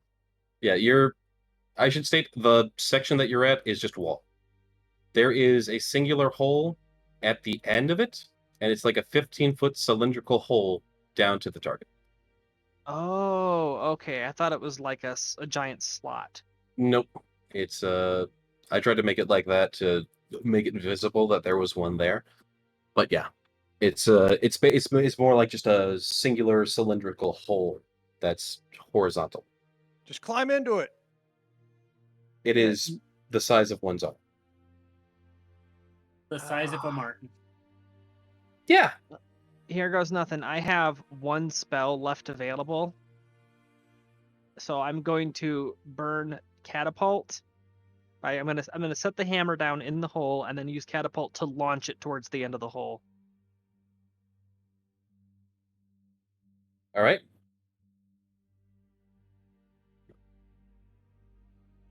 So you fire it off. Go ahead and give me that roll, I guess.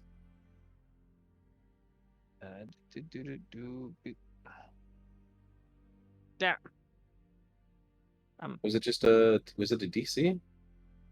Hold It is a on, hold dexterity on. saving throw. Yeah, which basically means that it And It you're means casting it- it. You're casting it Yeah, second level, right? well, I'm burning a second level spell slot, but Are you only second level? yeah. Okay. So you fire this thing down. It activates for about half a second, like when it makes impact. Then, after it makes the impact, it seems to push back and deactivate.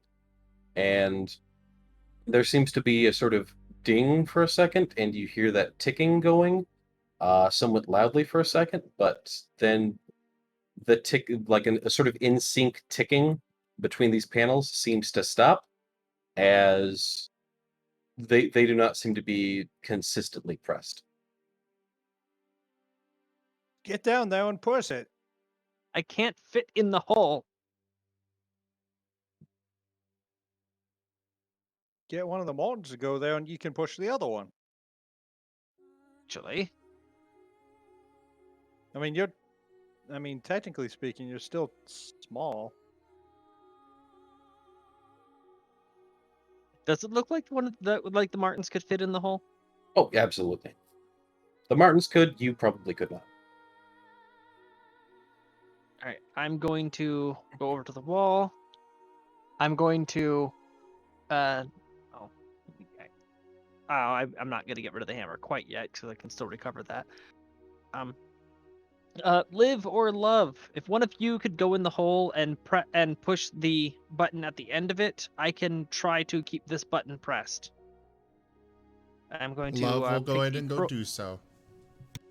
gonna take the folding shovel out of my backpack, which is Hello? 3 pounds. Oh, sorry, not that. The crowbar out of my backpack, which is 5 pounds. Going to hand that to Mage Hand and use that to just start wailing on that button over and over again that's on the wall. Okay. Love, as you go in, you see that there's sort of a rock that's obscuring your way. And Rosalia, as you are helping with the other one, it seems to be, sort of the same effect that you had before. Is you guys can get the button to go in and out and in and out and in and out. Like it's you're activating it, but only briefly. Don't have enough force to keep it pressed. You have enough force to activate it, but not to keep it down. And Love, what are you doing about the? I assume you clear out the hole for yourself. Acid. Okay. Well, you then, asked. You acid the rock, and because the rock is not part of the room, it dissolves rather quickly. Otherwise, the tunnel seems to be undamaged from the acid. You can make your way up to this button, and because you're in a little tunnel, you're able to get a nice grab, get some nice leverage, and you can push it a lot easier than the one that was kind of awkward and on the wall that was harder to push. So you get this one, and it lights up, and it starts making its own ticking in time with the one that Gar is on and the one that Timber's on. Timber, you've been down there for a bit. You're Yep. starting to feel a little bit lightheaded, but you've still got breath left over. Dungeon Master, does Timbo have an idea how much force it takes to push this button down? Well, you're standing on it, and that's definitely working. Yeah, but I mean, like, let's say I have, I don't know, a cannonball I could replace myself with.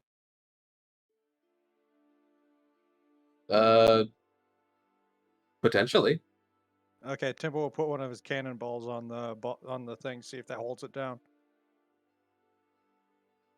A single cannonball does not seem well. Hold on. Do you have one of the actual like cannonballs from the cannon, or do you Yeah, have one of the Temple has a baller? cannon. A cannonball cannon. He has one. Okay. If you set that on there, it does seem to keep it down. Okay. Temple's gonna look up, and then he's gonna squat, and then he's gonna jump with all of his might. All right. Athletics check.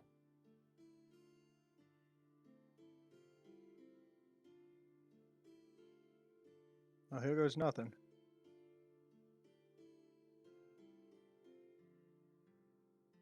All right. You are able to. Actually, hold on. No, yeah, you're in water, so jump mechanics would be a little janky, anyways. Yeah. I'd say that you're able to just barely grab onto the ledge and pull yourself up. Though, roll me a perception. All right.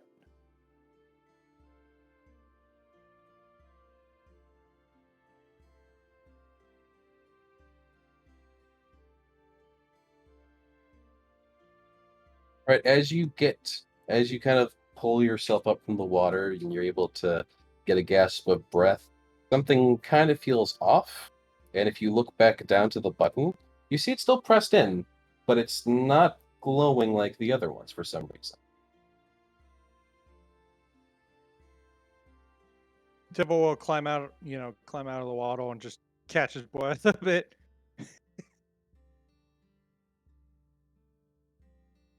Maybe He's gonna. Well, everyone's distracted. He's gonna go over this ball thing and sneak a lick.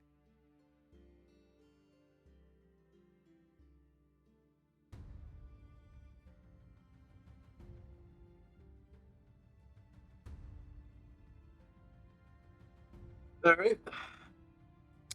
Are you thinking of Uh, anything in particular when you sneak that lick? Temple's trying to think about a way to assist his friends with this task at hand. Okay. Just roll me a d20 then. All right.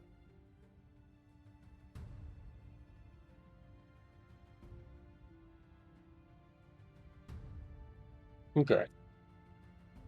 Timber, Yes. you turn into a giraffe.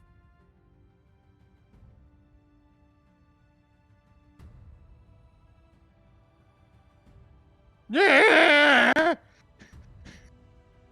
I'm a giraffe. There's Oh, now no. a giraffe in the room. That's horrifying. How much taller is Temple now? At least 20 feet. Oh God. Polymorph. Oh no. Can Temple still think? Oh yeah, you are conscious and aware of what is going on, but man, that's funky. That feels weird. That's not. Yeah, that's different. Temple's gonna see if he can step into the water and keep his head out and step on the place over there.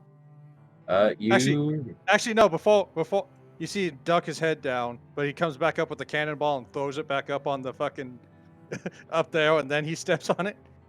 No wait, Timber.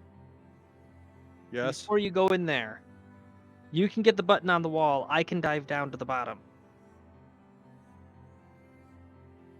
Oh, I mean, I think I can breathe if I do this. But then how will we get the one on the wall? Temple will headbutt the one on the wall. you have enough strength and force behind the neck of a giraffe to get the button, and it glows, and you're able to hold it down rather consistently.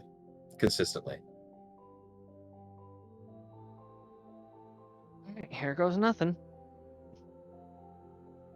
Bloosh. All right, Rosalia, you get in. You I start. am wearing scale mail, so I do have some weight on me while I'm underwater. Okay. You start to sink down, and you land on the button. And with all the buttons pressed, there's a solid, the ticking is in rhythm. Seems to be like that for a few seconds. And then you hear a sort of like bung, like a little, like, you know, some sort of ping, and it seems as though the door over here opens up. Dungeon Master? Yep. Timbo's gonna, like, jump in there, grab Osilia, pick her up, and then the Are you still a cannonball. giraffe? Are you Yes. still a giraffe? How are you picking me up? With his teeth. I You should. believe I can fly. It is noted though. You still hear the ticking. Yeah, Come that's on why now. Timbo's trying to grab Osilia and get her out of there. All right, let's go. Let's go. Let's go. And I guess Timbo will leave the cannonball behind and climb out. The Alright, how are you twins climbing are out? climbing onto Gar's shoulders to ride with him. Attack Timber, how- giraffe! Filling the Tim- water. Timber, how are you climbing out? He's gonna like flop his neck upon that and like try to kick his legs up. I would not say that's very easy for a giraffe to do. Does anyone aid Timber? Just gonna freaking grab him by the neck and start dragging him up as hard as I can, which I know isn't gonna make much of a difference, but better than nothing. I mean, All right. if the Filling the water helping. skin. And then going. Give me some strength checks. Oh boy, that's Timber my and Rosalia. specialty. It's awkward to pull a giraffe out of water. All right, you start getting him up. Gar, you start to notice that those doors are slowly starting to swing back closed, but you two do seem to get Timber up and out of the water. If someone in a fatigued manner. Alright, Timbo's just gonna like pick up Osilia by the teeth and get out. Come on, Martens! Yeah, let me expand this view a little bit. Battle giraffe formation. Oh no, the Timber Martens does- don't trust the giraffe. They're riding on Gar right now. I don't even know what I am. As Timber passes through the door, he is back to being Timber. He's still holding Osilia by the teeth. The Martens don't trust that. They are staying on Gar. Timber, Yes. this is somewhat closer to a wolf's teeth than I would like to be. So as you pass over that thing that turns Timber back to a wolf, you hear, "So our wizards are telling me I should not have mentioned the control group. They're telling me I ought to stop making these runes. That gave me an idea. More runes! I built this hold. I can talk about every unfortunate adventure in here all damn day." Timbo's gonna remove Osilia from his mouth and place her on his backpack.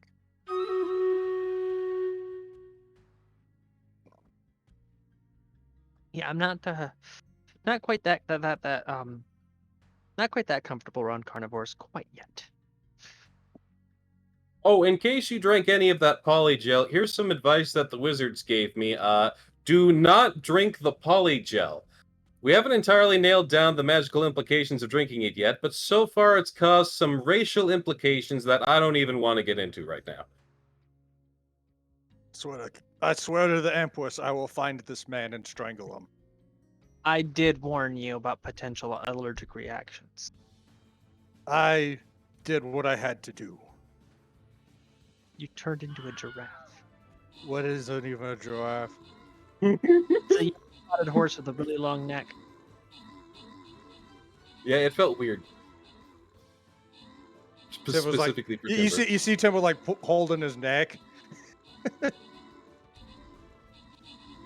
All right, and Ugh. those doors do close.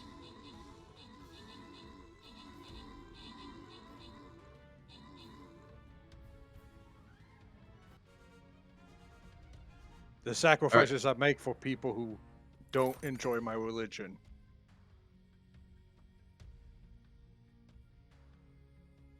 As you pass over the next one.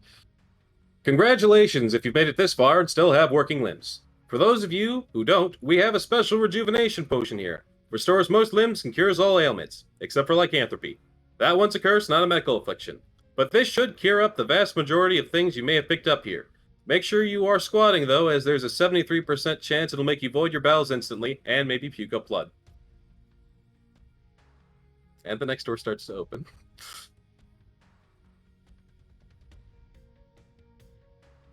I'm beginning to doubt whether or not this guy is a professional of anything. What's it like with a what? Werewolves. I'm here. No. A werewolf. Oh, is the someone who's a- other wolven are over there, but they're dead. No, not. Wait, You're at. He's why asking. are we He's one- asking. He's asking Rosalia? where was the wolves at? Rosalia, do you have something wrong with your eyes? Like, Timber's right there. Do you Where's the wolves? do you not see him? Isn't it fun dealing with low intelligent characters? Oh, I'm a Yeah, low intelligent character. He's I'm intelligent. He's just walking unfortunately- along with Timble. The Martens are. Unfortunately, I do not have an a werewolf. The Martens are just very happy to be trolls. They are little gremlins sometimes. All right. You coming, Gar? We gotta go find maybe the one wolf. day. Maybe one day I'll ascent to become this werewolf. Dungeon Master, what's this thing? That's a As he cage. just walks through everything. I know, right? Yeah. I like to imagine that, blades just start swinging out of them. Rosalia nearly has her ears chopped off multiple times as Timber's just completely unaffected and unaware. I'd assume like her antlers would be chopped off. Have you never been to the House of Death? Yeah, he looks over his shoulder if he gets to the far end of the room. Huh, it looks like it's safe. She has an axe lodged between her antlers.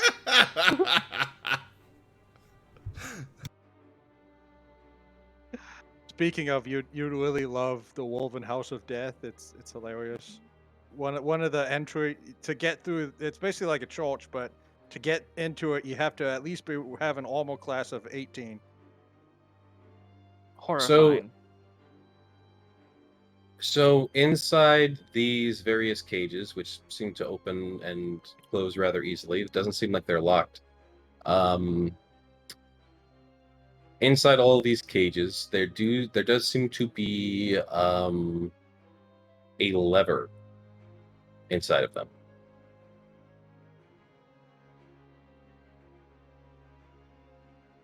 Oh no!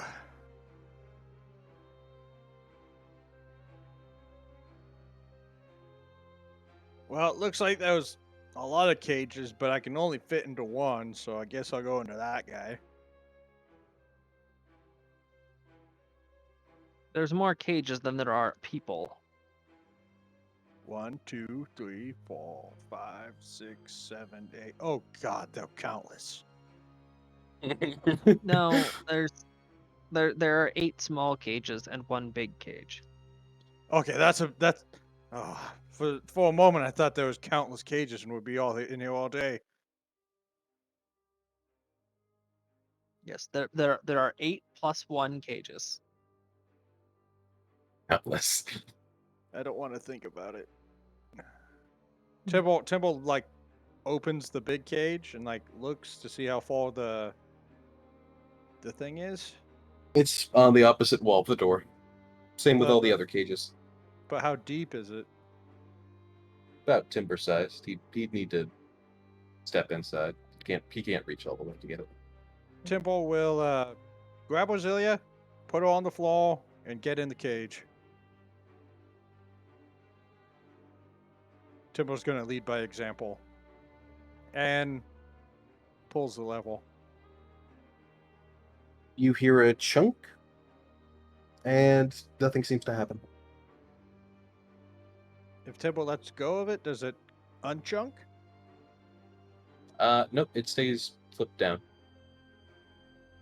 All right, guys, start digging through these things. See if there's like a particular order or something we got to do. I go through and attempt to open the door on each of the cages. They all open. Interesting.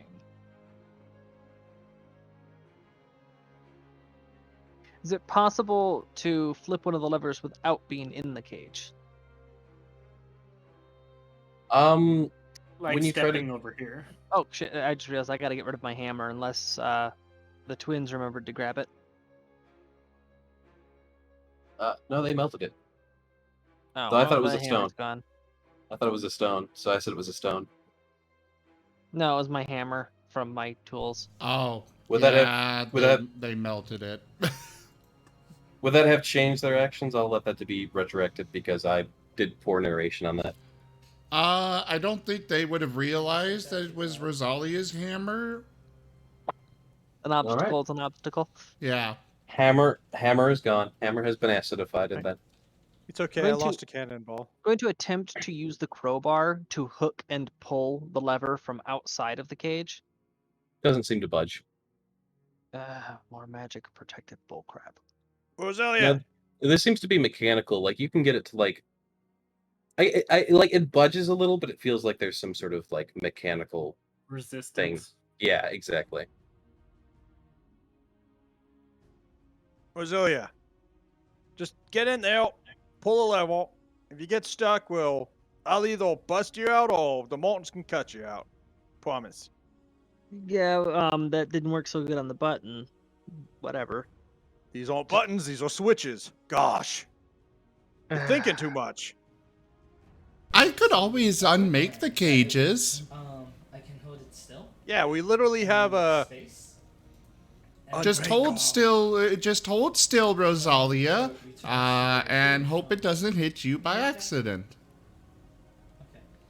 It returns to where. It So came I'm from, just and there before was I pull the actually lever, I'm a- taking 2 gold coins from puzzle just from my that pack, required and I'm me just gonna to keep those under my tongue as I throw pull it the lever. out. The Martens are going So into in those order 2 to cages set and up trying to a pull certain levers. area. Car going in this one. All right. As you all go into the cages and pull the levers, there is a weird sort of magical sound. You all feel disoriented a little bit. However, when you walk out of your cages, you're not in the same cage that you had first stepped inside of. Body switching. Yep.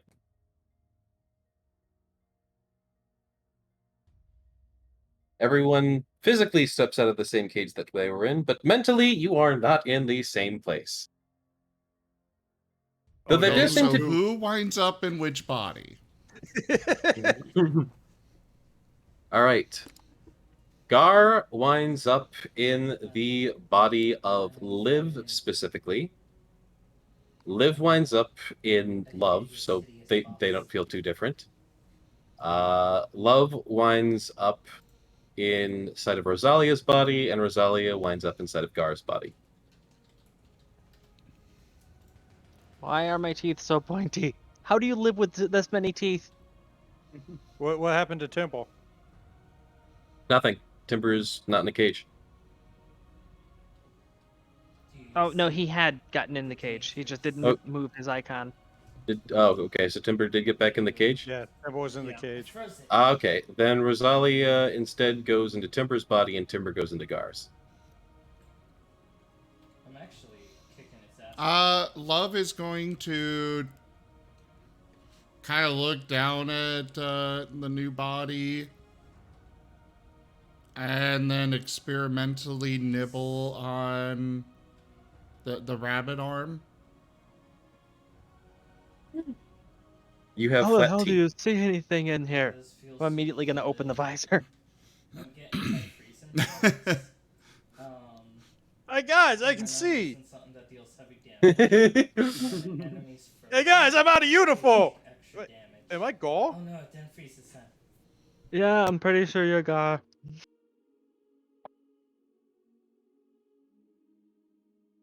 You know, Well, Now, I Since should I'm state technically with not a this- loyalist anymore, I will say this is very comfortable.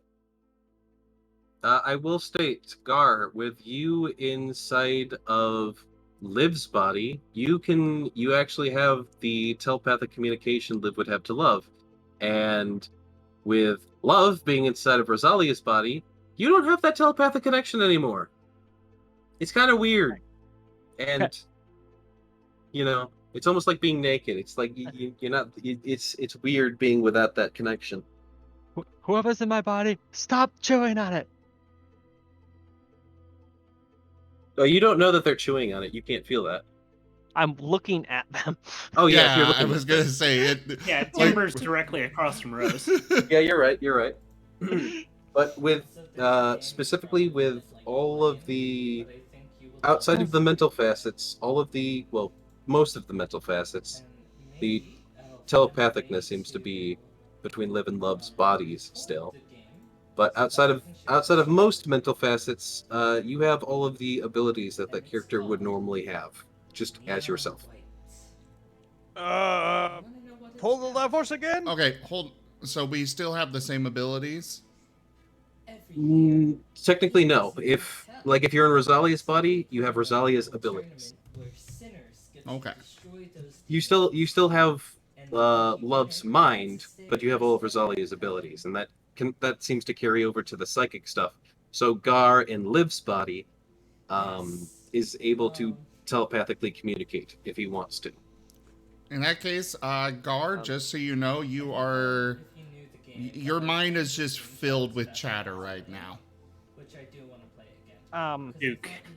Speaking of which, since you're a telepath, you probably would recognize it that there is a presence that is connected to Rose's mind. Not exactly a talkative one, but it's there, like a phone idling. Interesting lore. You lost connection. You really lost connection with Gaul. It's just empty.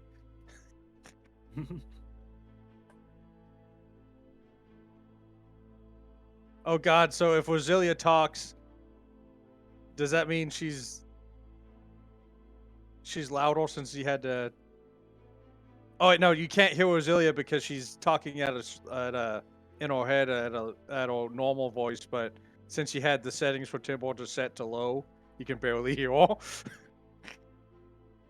God. No, the thing there is the connection to her dad. The thing keeping him connected to the physical plane is her. Oh. That's why she's got the whole unseen servant thing. And White's like, yeah, no. Love is alright, tilting this- the head and being like, He's like, you can't go on strike. Who's going to kill me? he doesn't say anything because he never really bothers talking verbally. The Marten hangs up the connection.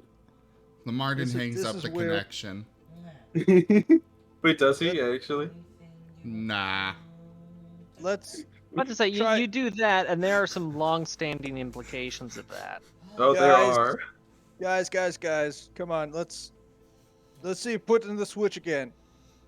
Love is still chewing on Rosalia's arm. Everybody, pull the switch. Yeah, I'm pulling it up immediately Yeah, we pull the just to switch. get whoever that is out of my body. All right. You pull the switch, and everyone rotates. Oh boy, this is going to be hard for me to keep track of. Gar is now in Liv's body. Rosalia is now in Gar's body. Timber is now in... I'm sorry, did I say Gar was in Liv's body? I meant Gar is in Love's body. Timber is in Liv's body. You He's a should Marten probably keep track of this somehow. I am keeping track. It's just saying it is So, funny. I've But out of Liv- character, I have recognized the pattern that's being followed here, the downward cycle. But Yep. in character, can I roll a perception check whether or not I would have noticed that after the second cycle? You may. And also one additional thing, after the second time that the levers were pulled, it seems like a tone sounded, and the door kind of like went and then closed.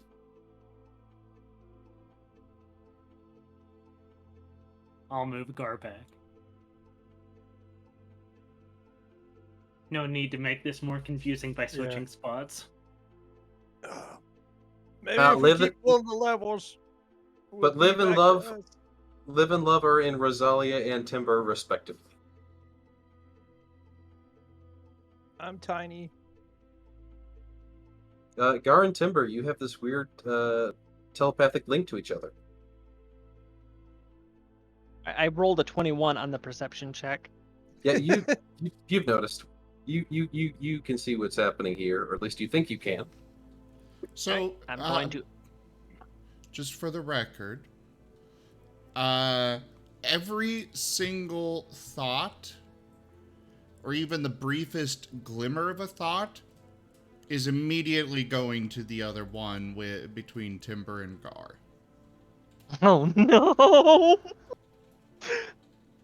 The endless spam of crayon drawings. No.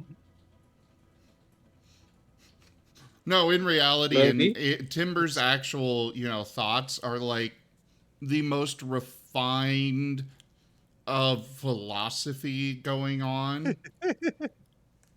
He just No, lacks the ability to convey them. guys, don't you know it's Temple just singing the national anthem over and over because he's bald.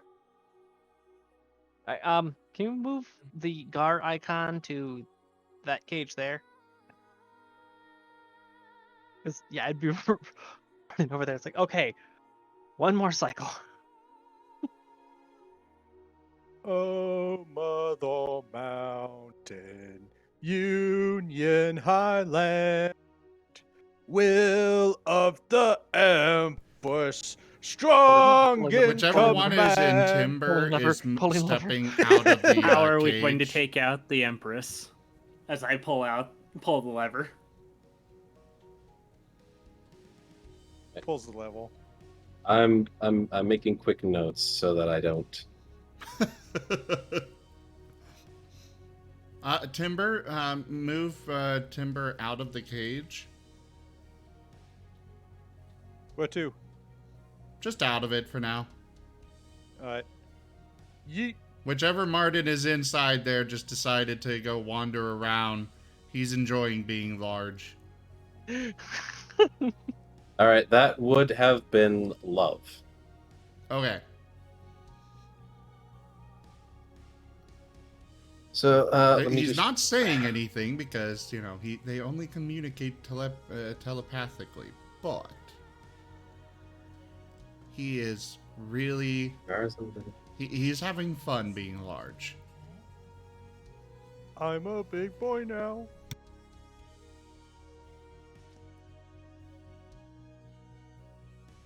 Zalia should be inside Gar right now.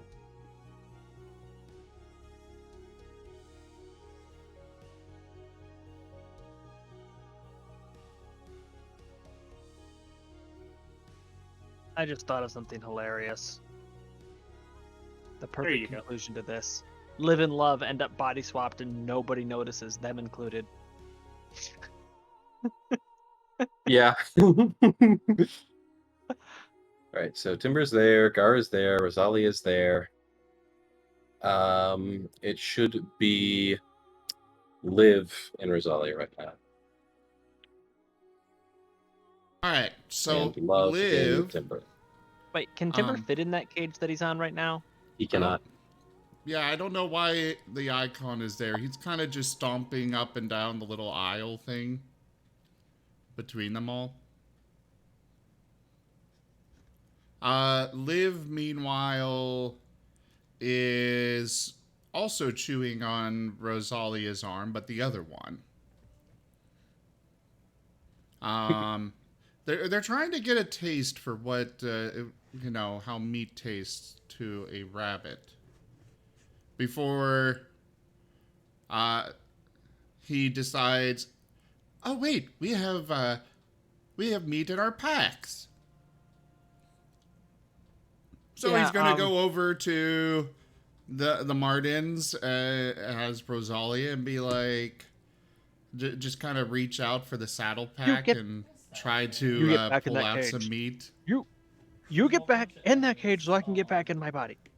You put that down. Do not. Rosalia, you're currently in Gar, so you are physically capable. Yeah, I'm gonna go over there. All right, and guys, intercede. come on. We have a mission to do. Let's get back to where we're supposed to. I think Timber might need to make a. Hey, Liv does not go back in there. Gar, could you make a grapple check against me real quick? Guys, stop. Come on. This is fun and all, but let's continue. Gar, roll athletics.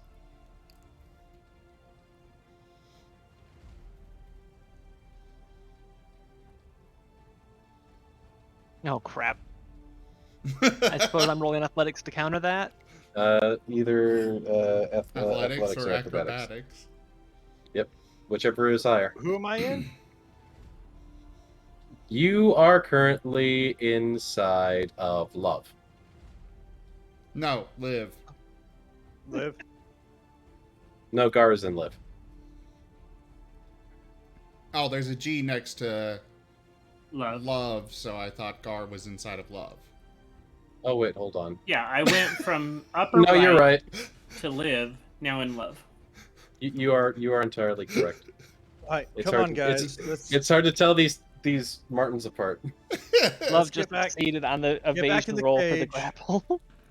Get back in the cage. Well, Rosalia, move your icon over next to, which one is in Rosalia? The one inside of Rosalia is going to be Liv. Okay. So then move it next to Liv. And, he's reaching for the saddle pack, trying to grab meat out of it. You may do so. And Gar Rose is attempting to intercede, but He's apparently assuming because yeah. the freaking Jackalope never skipped leg day. Garro's attempts and fails. Timber, Rosalia's body, at the very least, is reaching for Liv's saddle pack.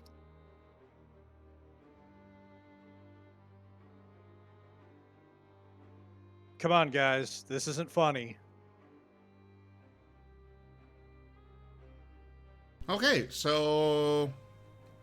I will literally start blasting acid. I'll figure it out. Strangely enough, Timber, you inherently know how to do so. Liv will go back to the cage, quickly eating the meat, trying to see how it tastes in Rosalia's body. Tokeme says have a drink. I will happily have a drink. Gotcha. It tastes like you're chewing on a piece of leather. The body physically does not recognize it as food. He's probably swallowing tastes it disgusting. anyways, curious if it gets better. Meanwhile, Gar Rose is chasing behind. Stop that! Stop that! Get back into the cages, guys. Come on.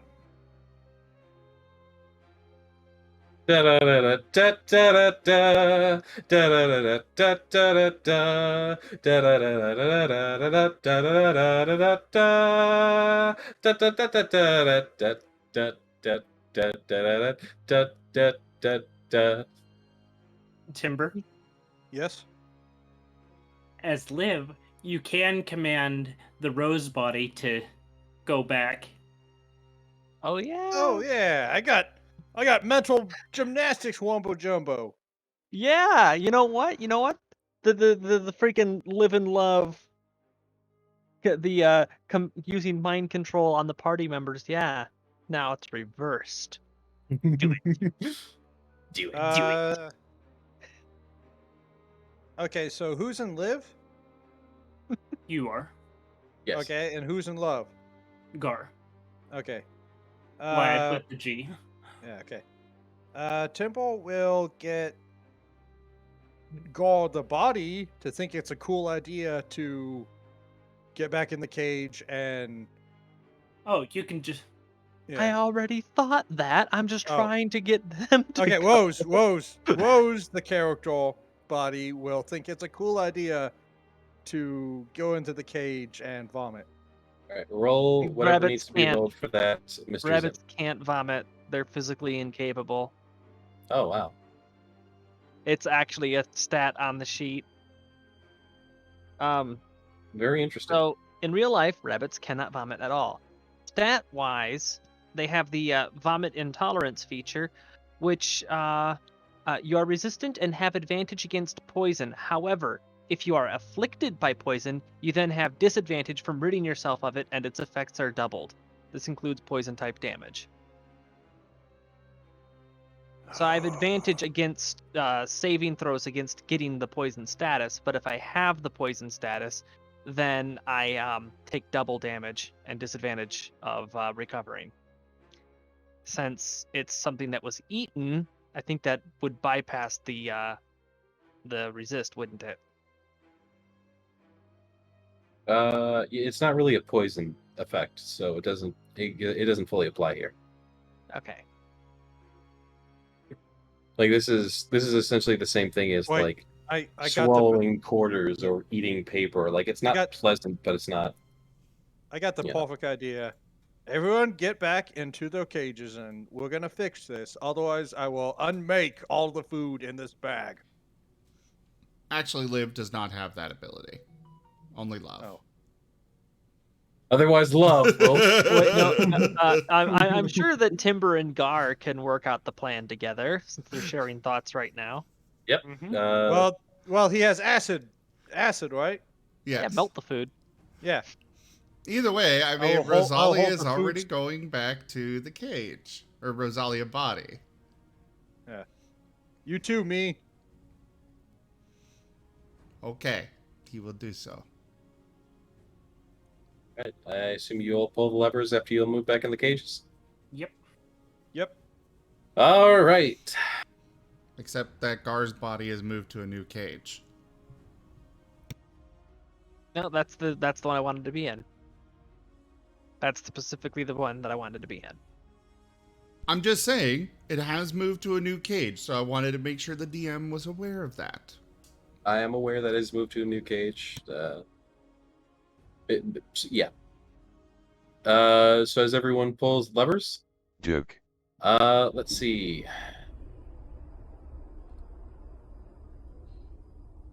Gar is in love, so Gar finds himself back in his old body, as does Rosalia.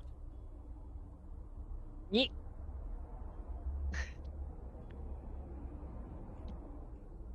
Timber, who is in live, goes into love.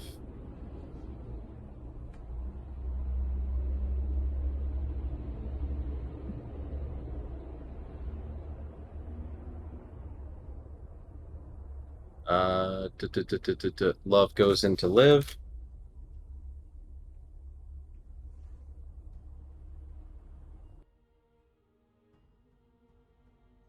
And Liv is now in And- Timber. Liv is now in Timber. I guess we gotta pull the switches again. Timber, Everyone who's them, get out of the cage. Timber, After you're that- quiet. After that last lever pull, you did hear a sort of ding as though the thing was successful and the doors are open again.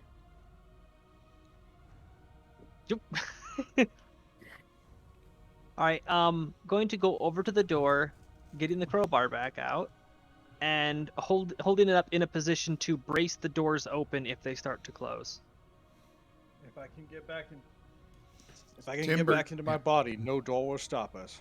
Rosalia, go ahead and give me perception. Where's perception? There you are.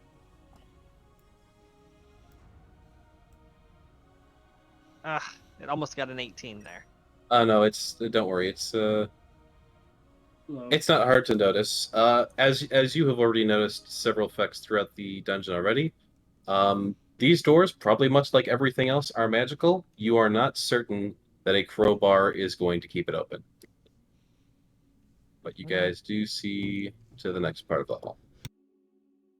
And it'll probably dispel once we walk across. Well, all right, fine. Let's just get out of this joint.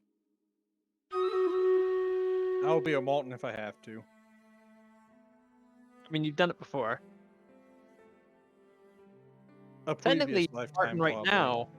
Timber, technically you're Marten right now, right? Yeah. Yeah. Timber is one of the Martens right now. Yeah. Just wanted to point out because they're, smaller. And the voices are different. Oh yeah. I'm a Molten right now. Ugh. Come on, guys. Don't All right, worry. as Timber I'm sure the Mills. Empress will fix this. as Timber and the other Martens pass through the barrier, it does not seem to fix them, though the door doesn't seem to shut behind them. As you do pass over the next set of runes, I wanted to give a resounding round of thanks to all our Warforged integration test subjects. Your testing is helping us go above and beyond simple immortality.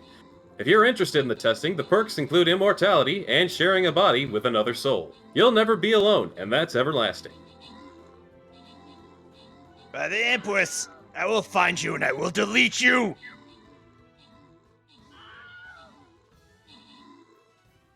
Alright, the door's still open. We could attempt to swap one more time. I think I figured out how the pattern works. Well, all right. Well, whoever's not them, we can put them back in the cages. And then- Timber, Yes. you get in this cage, and whoever's in Timber's body, you get in the big cage. And one more cycle, you two should be swapped back. All right. Well, just get to the safe spot, past the thing, and then we'll do it. And if we get separated, we'll catch up with you. That works, I guess.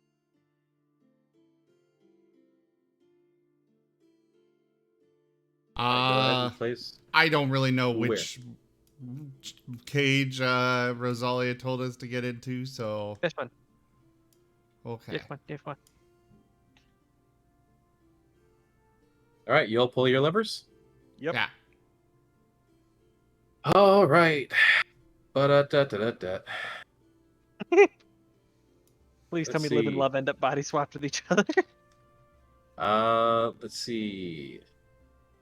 So let me remove Gar's and Gar and Rosalia's and Rosalia. So Timber is in love. Timber gets back into being Timber. Love moved over to this one. Okay. And Live is in love and love is in live. Yes. I don't know why that's a They are victory for pulling me, the but levers it is. again. Tempo's getting out as soon as he's All right. even. Well, fail. after you did that, there was an and the doors closed. But as Live and Love pull the levers again, after Timber steps out, they switch their bodies, and then it gives a ding, and the doors open again. Everyone out. And everyone is in their proper body. I hope so. As Timber steps on Rose. Now, Crunch. he did actually eat the piece of meat, right? Oh yes. I would like to make a Constitution saving throw For what? The meat. for food poisoning. I don't think you would get food poisoning from a cooked piece of meat necessarily. Like, I know it's not what you usually eat, and your body... You're not going to get food poisoning, but you're going to get indigestion.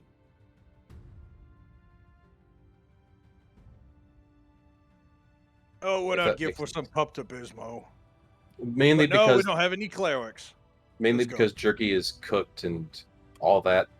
Heavily I- processed. Yeah, it's processed meat. It shouldn't give you food poisoning, but the fact that your body just does not process it, it's almost akin to eating almost like a strip of fiber almost. Your body doesn't enjoy it, and you don't necessarily feel good, but it's not making you It is actively going ill. to cause severe constipation. Yeah, basically. I looked it up because I was curious. Liv, love, which one of you was it that used my body to eat meat? There is no response. Fine, we'll just discipline them both later. But first, let's get out of here. I'll hold you to it. Moving on.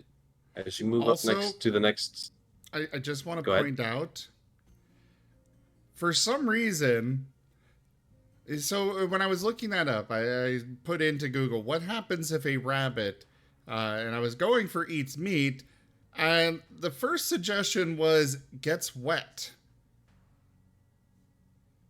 Well, I mean, if you get it wet, then you end up with a whole bunch of angry little rabbits, and there was a movie about that once. Gremlins. It's also why you don't feed rabbits after midnight. Now, I'm not exactly the brightest Oh. guy, but I'm pretty sure the first thing that happens is they get wet. Okay, so apparently if a rabbit gets wet, they can very easily die. Uh-huh. Because of temperature variation. Yeah. Oh my god. Apparently even just a little bit wet and they can just die from getting wet. man, rabbits must hate the fucking rain. I know, right? Which is really weird because if they're not wet, they actually have extremely good thermal regulation. Which is probably Luckily, Rose is a little bit thicker than an average rabbit. Now, let's go. Next room. You just call Rose fat. I think he did. All right, That's as a you bad step thing? as you step over the next sort of runic indicator. First things first, you see more. Don't move just yet. There's more to this picture. baths are not necessary for rabbits and can potentially lead to shock from the sudden contact with water. May I ask why are you participating in an ocean-based campaign as a rabbit? Because it's a cam plus pain.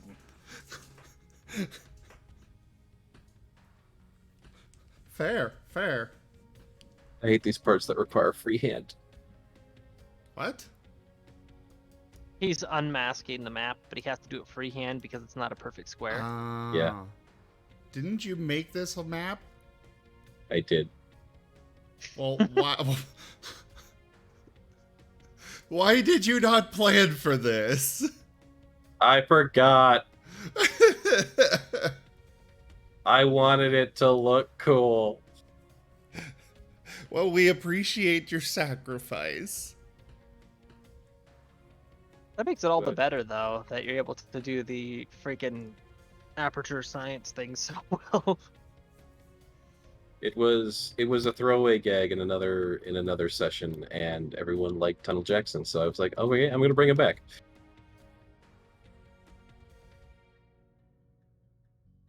As you guys step into this next room and you walk over that past room, let me pull up my script here.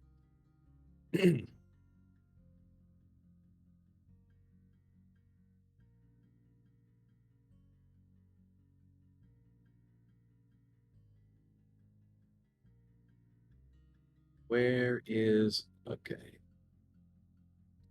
You might be curious about some of the anti-magic fields here and how they work. Well, let's just say we have some Fey investors around. Now, do keep in mind, if a twink in a fancy suit asks you your name, do not go handing that out lightly. What's a And- twink? And as you walk into this room, you notice that the sort of area that this is built around, you see the base of one of those black towers that you guys have been sort of looking for. Like you can see up the walls, like where those steps go up to, the outer walls of that are not carved stone like the rest of this entire dungeon has been, if one would call it that. Instead, it is the smooth black walls, those like almost obsidian walls of one of those towers. And the door's just kind of right there. And as you get close to the steps, some runes light up on those and go. Peak Science was founded around the power that was invested in us by those who were from above. So we decided to build an entire mountain around it so that we can use this shit for our own. Now, this thing doesn't just open up for anyone. It's only the bravest adventurers and whatnot who are allowed through. If it doesn't open for you, don't worry. There's plenty more down the line. As the next stone door slowly opens. But this is just one of the towers that you guys have been looking for. Well, after all you said, bravest adventurer, Tibble's gonna step up and demand that the door be opened.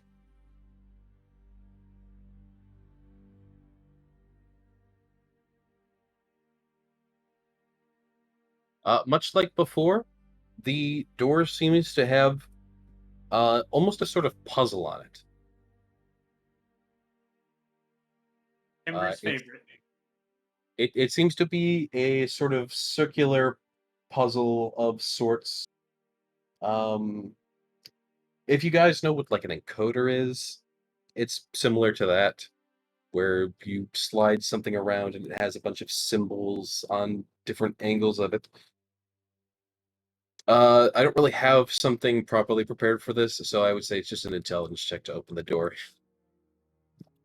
The Maltons get Timble thinking, get the image of Timble thinking about blasting the door with his ball.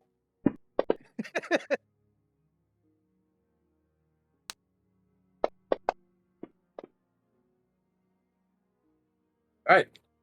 Love, you are able to see the like general algorithm of it and how if you line it up certain ways, certain runes when connected to each other start to glow. And what it is you basically need to make like a little pathway with the runes to the center. And you're able to toy with it a bit to figure out which runes activate each other enough that you find a line that like makes a path and basically completes a circuit and the door unlocks. Timber, the door makes shiny light. By the Empress.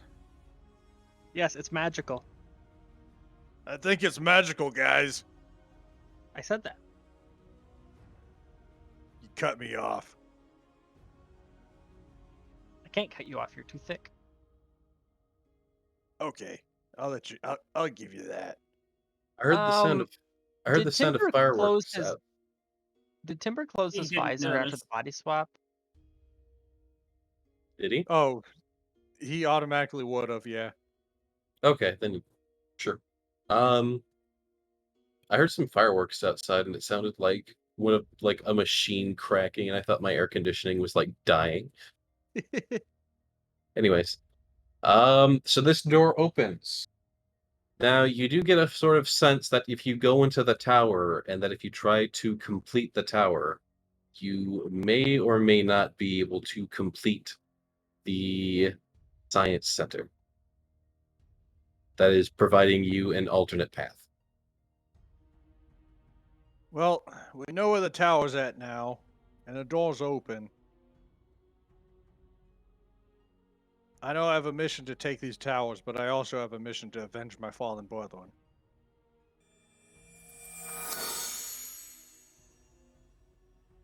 The last tower that we Tokeme went to the thinks top it's of. time for a posture there was- check. Don't hurt your back.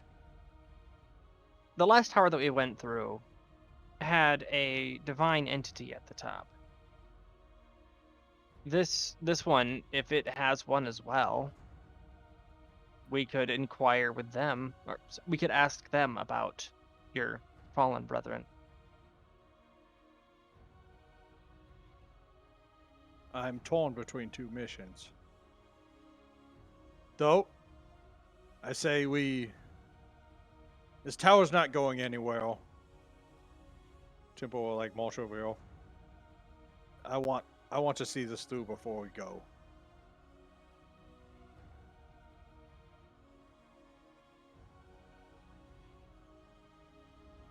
All right. Guess I'm coming with.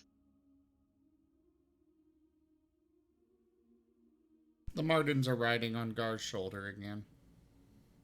Gar, what are you doing? Ah.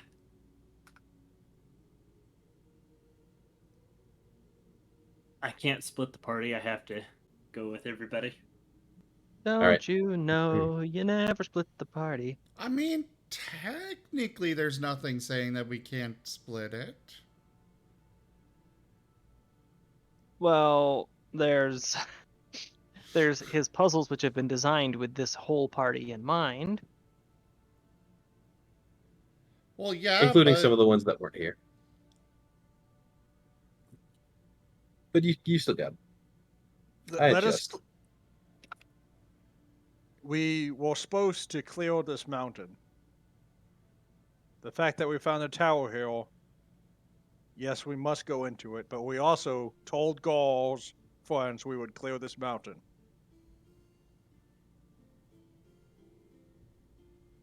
oh, we I did? desire, yes, I desire to ensure the pathway is safe because I told them we would.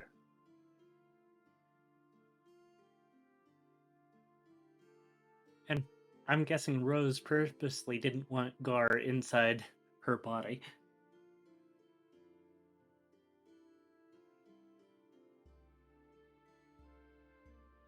Well, I just wanted to get back into my body. And despite Gaul saying heresy, he still promised Gaul he would secure a place for his friends.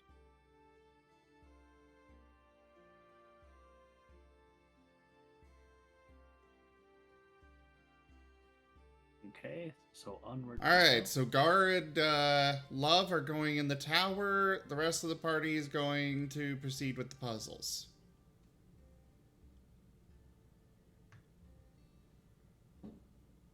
Are you sure about that? As your captain, it is not wise to split the group up, especially if this place was able to down 2 wolven ballers. And I'm guessing that Love doesn't see where my token is. I see where your token is. As Gar moves past that,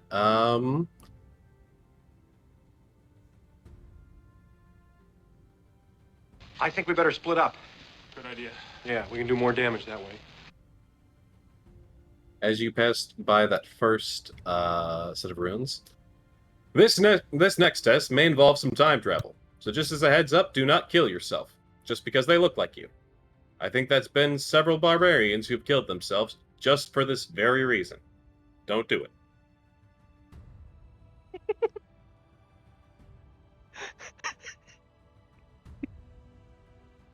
What's time travel? Right. You know what? We won't have to worry about that with you because you would never hurt another Wolven, so we're good. Gar, please tell me that you understand what time travel is. Yes. Okay, good. As you pass by the next one. As an aside to that recording about our Warforged integration, to keep in mind, the suits of armor you see standing guard are not decoration. They are living, watching, and probably judging your choice to hold on to your fleshy prison of mortality you call a body. They're just jealous because they don't got my gains. You haven't seen any suits of armor. Well, that's unsettling. No construct. Don't you know what a Warforge is? I know exactly what a Warforged is, but I haven't seen any Warforged, which is the troubling thing. Where did they go? Wherever they want. They don't need to stand around waiting for this guy to tell them what to do. Alright, so you walk to into be the next fair, room. Yeah. I was gonna say, to be fair, I wouldn't listen to him either. I might be an automaton, but I'm not stupid. As you walk into the next room, there seems to be a singular pillar with a red orb. Oh god, it's gray. I need to remember that you have very limited color perception. I don't know what you're talking about, Rose. During the brief period of time in which I was in your body, you do not have good eyes. What do you mean? I can see all the heresy in front of me. Yeah, actually, can we talk about that? Like, you have like all of the depth perception ever. I had to keep one eye closed just so that I didn't get dizzy from it. I don't know what what's a depth perception? You know what? Never mind. Everyone's eyes were weird, and I was tiny. Predator eyes are different than prey eyes. Alright, so here's a ball. Oh,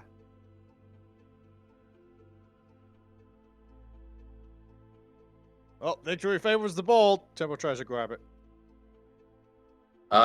You touch it. It does seem to be like there's like some hooks holding it in place from below. And as you touch it, the entire room goes red. The doors slam behind you. There's like the sound of "Arr!" And then above the door in front of you, you see the rune, like a runic carving of the number 10.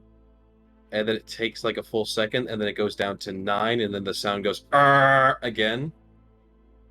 Let's go. And Temple tries to take the ball with him. the ball does not come up. Oh, okay. Does Even it if feel he like the tries to room is drop it?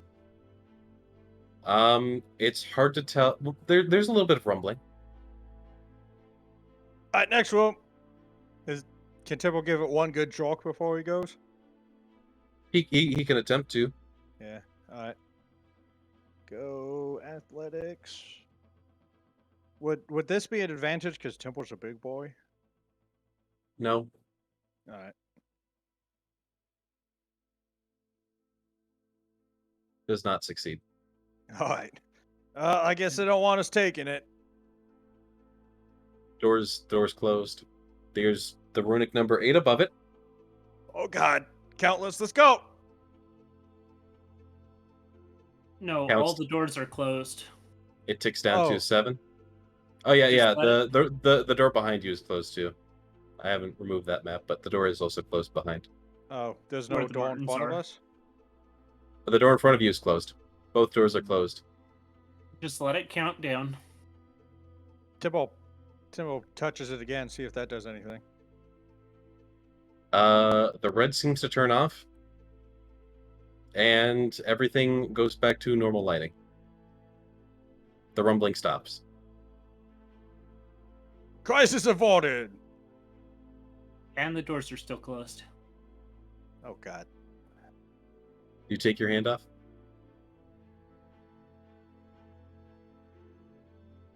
Yes? Everything goes red. The 10 Oh, comes back Temple up. touches it again! Everything goes back to normal. Everybody touch the ball! No.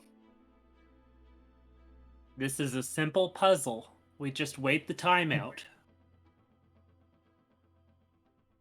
Rose. See what happens if you touch it too.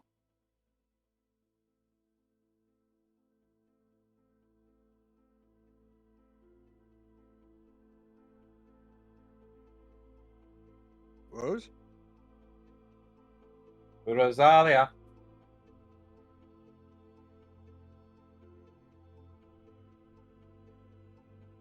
Rose, if you are speaking, we cannot hear you. She might have passed out. Oh, goodness. Go. Just let's see if anything happens. If you also touch it, if not, I will let my hand go, and then we can wait the timeout and accept our fate. Okay, I touch it. Nothing else happens. I let go. See? Is Timber still touching it while he lets go? Timber will let go as well. Room goes red, starts shaking slightly. 10, 9. Is anyone? Oh, Well, we lost Gar. I think he's trying to call Roselia. Makes sense. Oh, Alright. Well, We're just losing everybody. let's accept our fate, boys. hello? Started Did you to pass that? there. It's coming up on 8 o'clock. 8 is when I'm normally getting out of bed. Oh, interesting. Yeah. All right. Well, welcome to Shaking Red Room of Doom. Yep. The room is red. It's shaking. There's a 10 above the exit. Well, the opposite door from which you entered. Taking your hands off this red orb seems to activate that, but when you touch it, everything seems to go back to normal. It's counting down. 9, Go, check the wall, see if it's fake. 8. This is a simple puzzle. Just let it count down. 7, Alright. As a precaution, there. 6, 5. Does anyone do anything during the whole countdown? Nope. Poise there, Okay. boys. Anything from either of Zin's characters? I've still got the No. 2 gold coins under my tongue. I'm good They're to go. good to wait. Okay. Actually, no, the rabbit wouldn't be under the tongue. It'd be in the cheek pouches. You notice as the countdown starts to get to 3, the room is starting to tremble and shake more and more. It's starting to almost feel like a little earthquake. It's 2, fine. dust is starting to softly fall from the ceiling. 1, Raise this as a shield in preparation for explosion or something. 0, the lights turn off, doors open. See, I told you.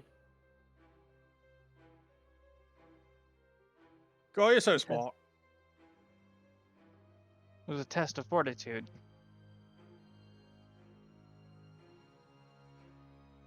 Alright, let's keep going. Pass over the next thing.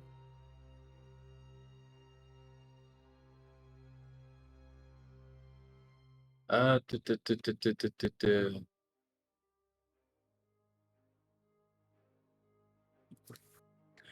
Welcome to your latest test, adventure. Here we have a sort of dimension door we've been improving upon. We recommend trying not to fit too many through at once because those walls shifting between tears of reality tend to bite.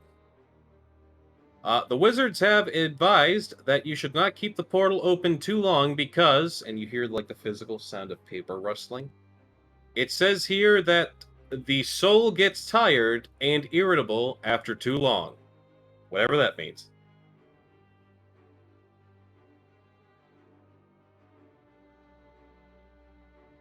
You're making me want to play Portal 2. Jug.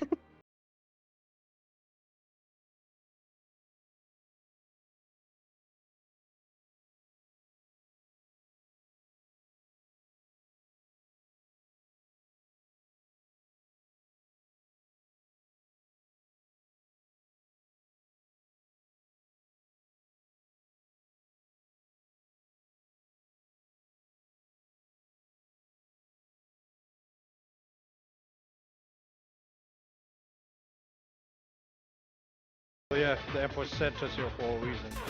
I've been cowering in the back most of this time. I might as well take charge on something. And I grab the staff. I have faith Alright. in you, Rose. You will not let us down. You have a staff. Can I run an Arcana check to try to identify it? You can run an Arcana check.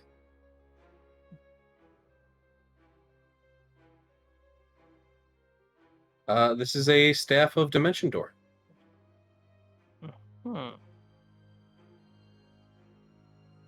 All right. Though Dimension. it does seem to have a slight enhancement. Lovely. Well, I'll attempt to use it in a conventional dimension door manner with one end of the dimension door being where I'm at, and the other being on the other side of the door at the end of the room. That does not seem to properly work. Whatever the enhancement is does seem to add a single limitation as well. Though once you've picked it up, it seems like the door has opened. That might come in handy later on. It's a surprise tool that'll help us later. I love it when the Empress gives us surprise tools. Usually they're just big old guns, but this is cool too. We got rocks. Hey, look, it's another staff. I can whack the head on another enemy. You do notice that the rune on the floor is still intact, unlike the yellow one that was broken.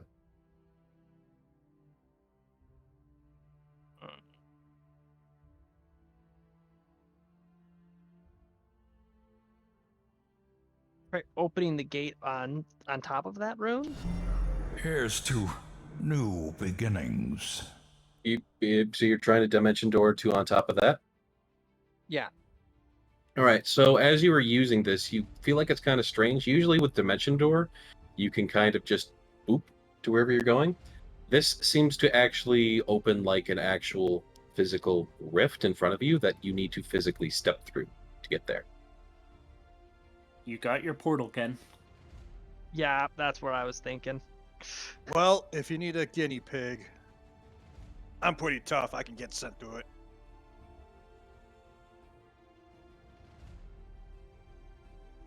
You also notice something rather weird. This isn't really casting via spell casting. There seems to be just like this weird sort of like little like thing that you pull on.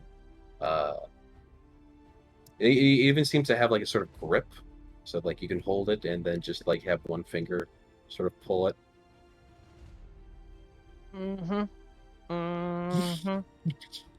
It's a portal gun. There's on the nose, and then there's up it.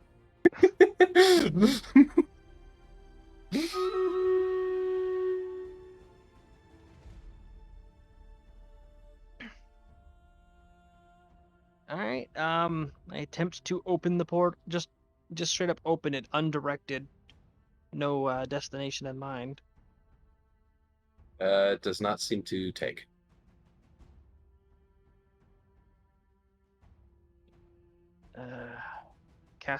I try casting on one of the walls in this room. Only one? Was there any difference between the walls? Fit different locations. I've got nothing better to do. If you're only targeting one wall and like pulling the trigger at it, it doesn't seem to work. Try 2 walls? I guess try the left wall and the right wall. 2 portals open up, one on the left wall, one on the right wall. Tibble looks into the left one. It comes out the right one. You see behind you.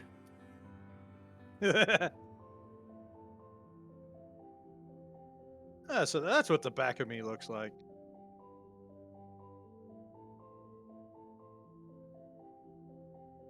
Thing is, the path ahead is blocked, and I have no idea how to get around it.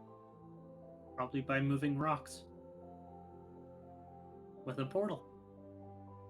Could try that. I'm gonna try opening the portal underneath the rocks while leaving the other one still open. That doesn't seem to work.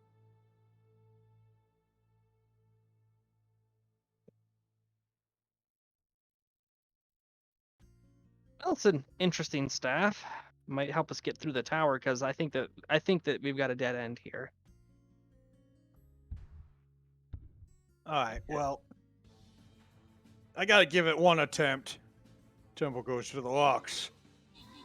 He looks at him. He digs his claws into one, and he gives it a good heave. As you step on top of the rune, The wizards tell me this next bit of magic is best to be undisclosed. But if you start seeing a lot of purple, or your body starts unraveling from reality, let one of us know so we can counterspell that pretty quick. What's a purple? No. Timber, as you start to try to move the rocks, you are quite strong, but this is literally just a cave-in. It's entirely fruitless endeavor. Okay, that's it. Yeah, that's my back. You I'm didn't see gonna- that? Go back. Yep. I don't really see much of an other option here. Well, we got a staff. Might How much come in would the handy portals- later. How much would the portal staff weigh? Like 5 pounds. Okay.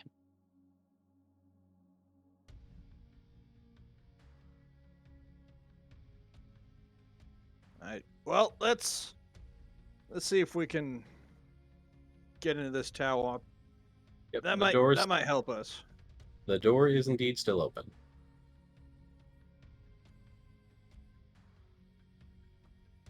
All right. I am the infantry. Follow me. Timber steps in.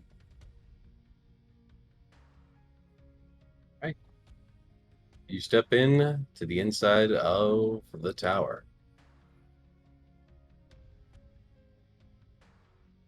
Access denied. As you walk in, you see these 2 large staircases that both spiral up in different directions, making a double helix up the tower. As you look up, it just seems to go and go and go past where your eyes can properly see. It's almost dizzying looking up. And that is about time for us. So that might be a good place to leave off for now. Yee.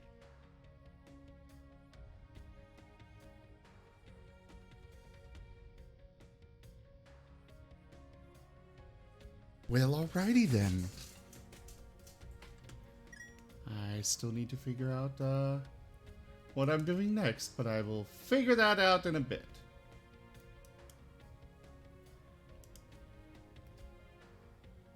For now... Donald Jackson here. Thank you all for watching. Oh, that's it? That's all you're gonna say? Oh, I could say more. Ah, go for it.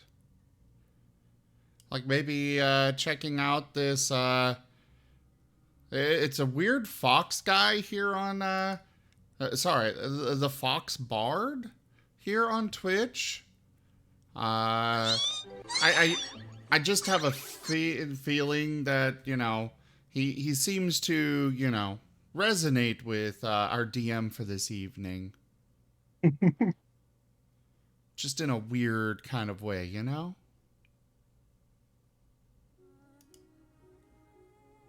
Follow us on Twitch and Discord and Ra's in.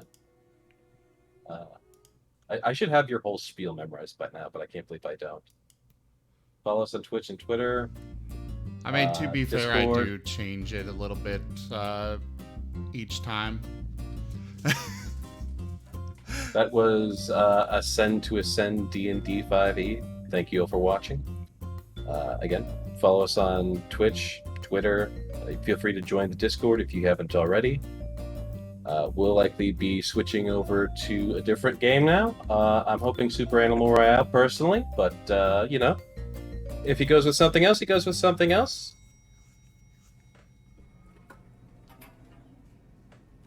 Well, I could about all I got. possibly do that. But yes, thank you everybody for joining so far on the stream today. That is it for Ascent to Ascend Dungeons and Dragons. I will be switching over to another game at this point. It's still to be determined because I'm still waiting to hear confirmation on what we're going to be doing. But do consider becoming a patron over at patreon.com/ZGFgaming. It's one of the best ways to support the channel, though you can also do so by simply sharing the stream around. It is probably one of the best ways to help any streamer is just sharing the streams. Do consider also grabbing some merchandise over at zgfgaming.store or picking up some card packs at Streamloots. Those are also great ways to support the channel while also getting some fun little things, such as merchandise or the cards that you can play to directly interact with the streams themselves. But for now, thank you all so much for joining, and I bid you the most fondest adieu. Bye, guys. Bye, guys.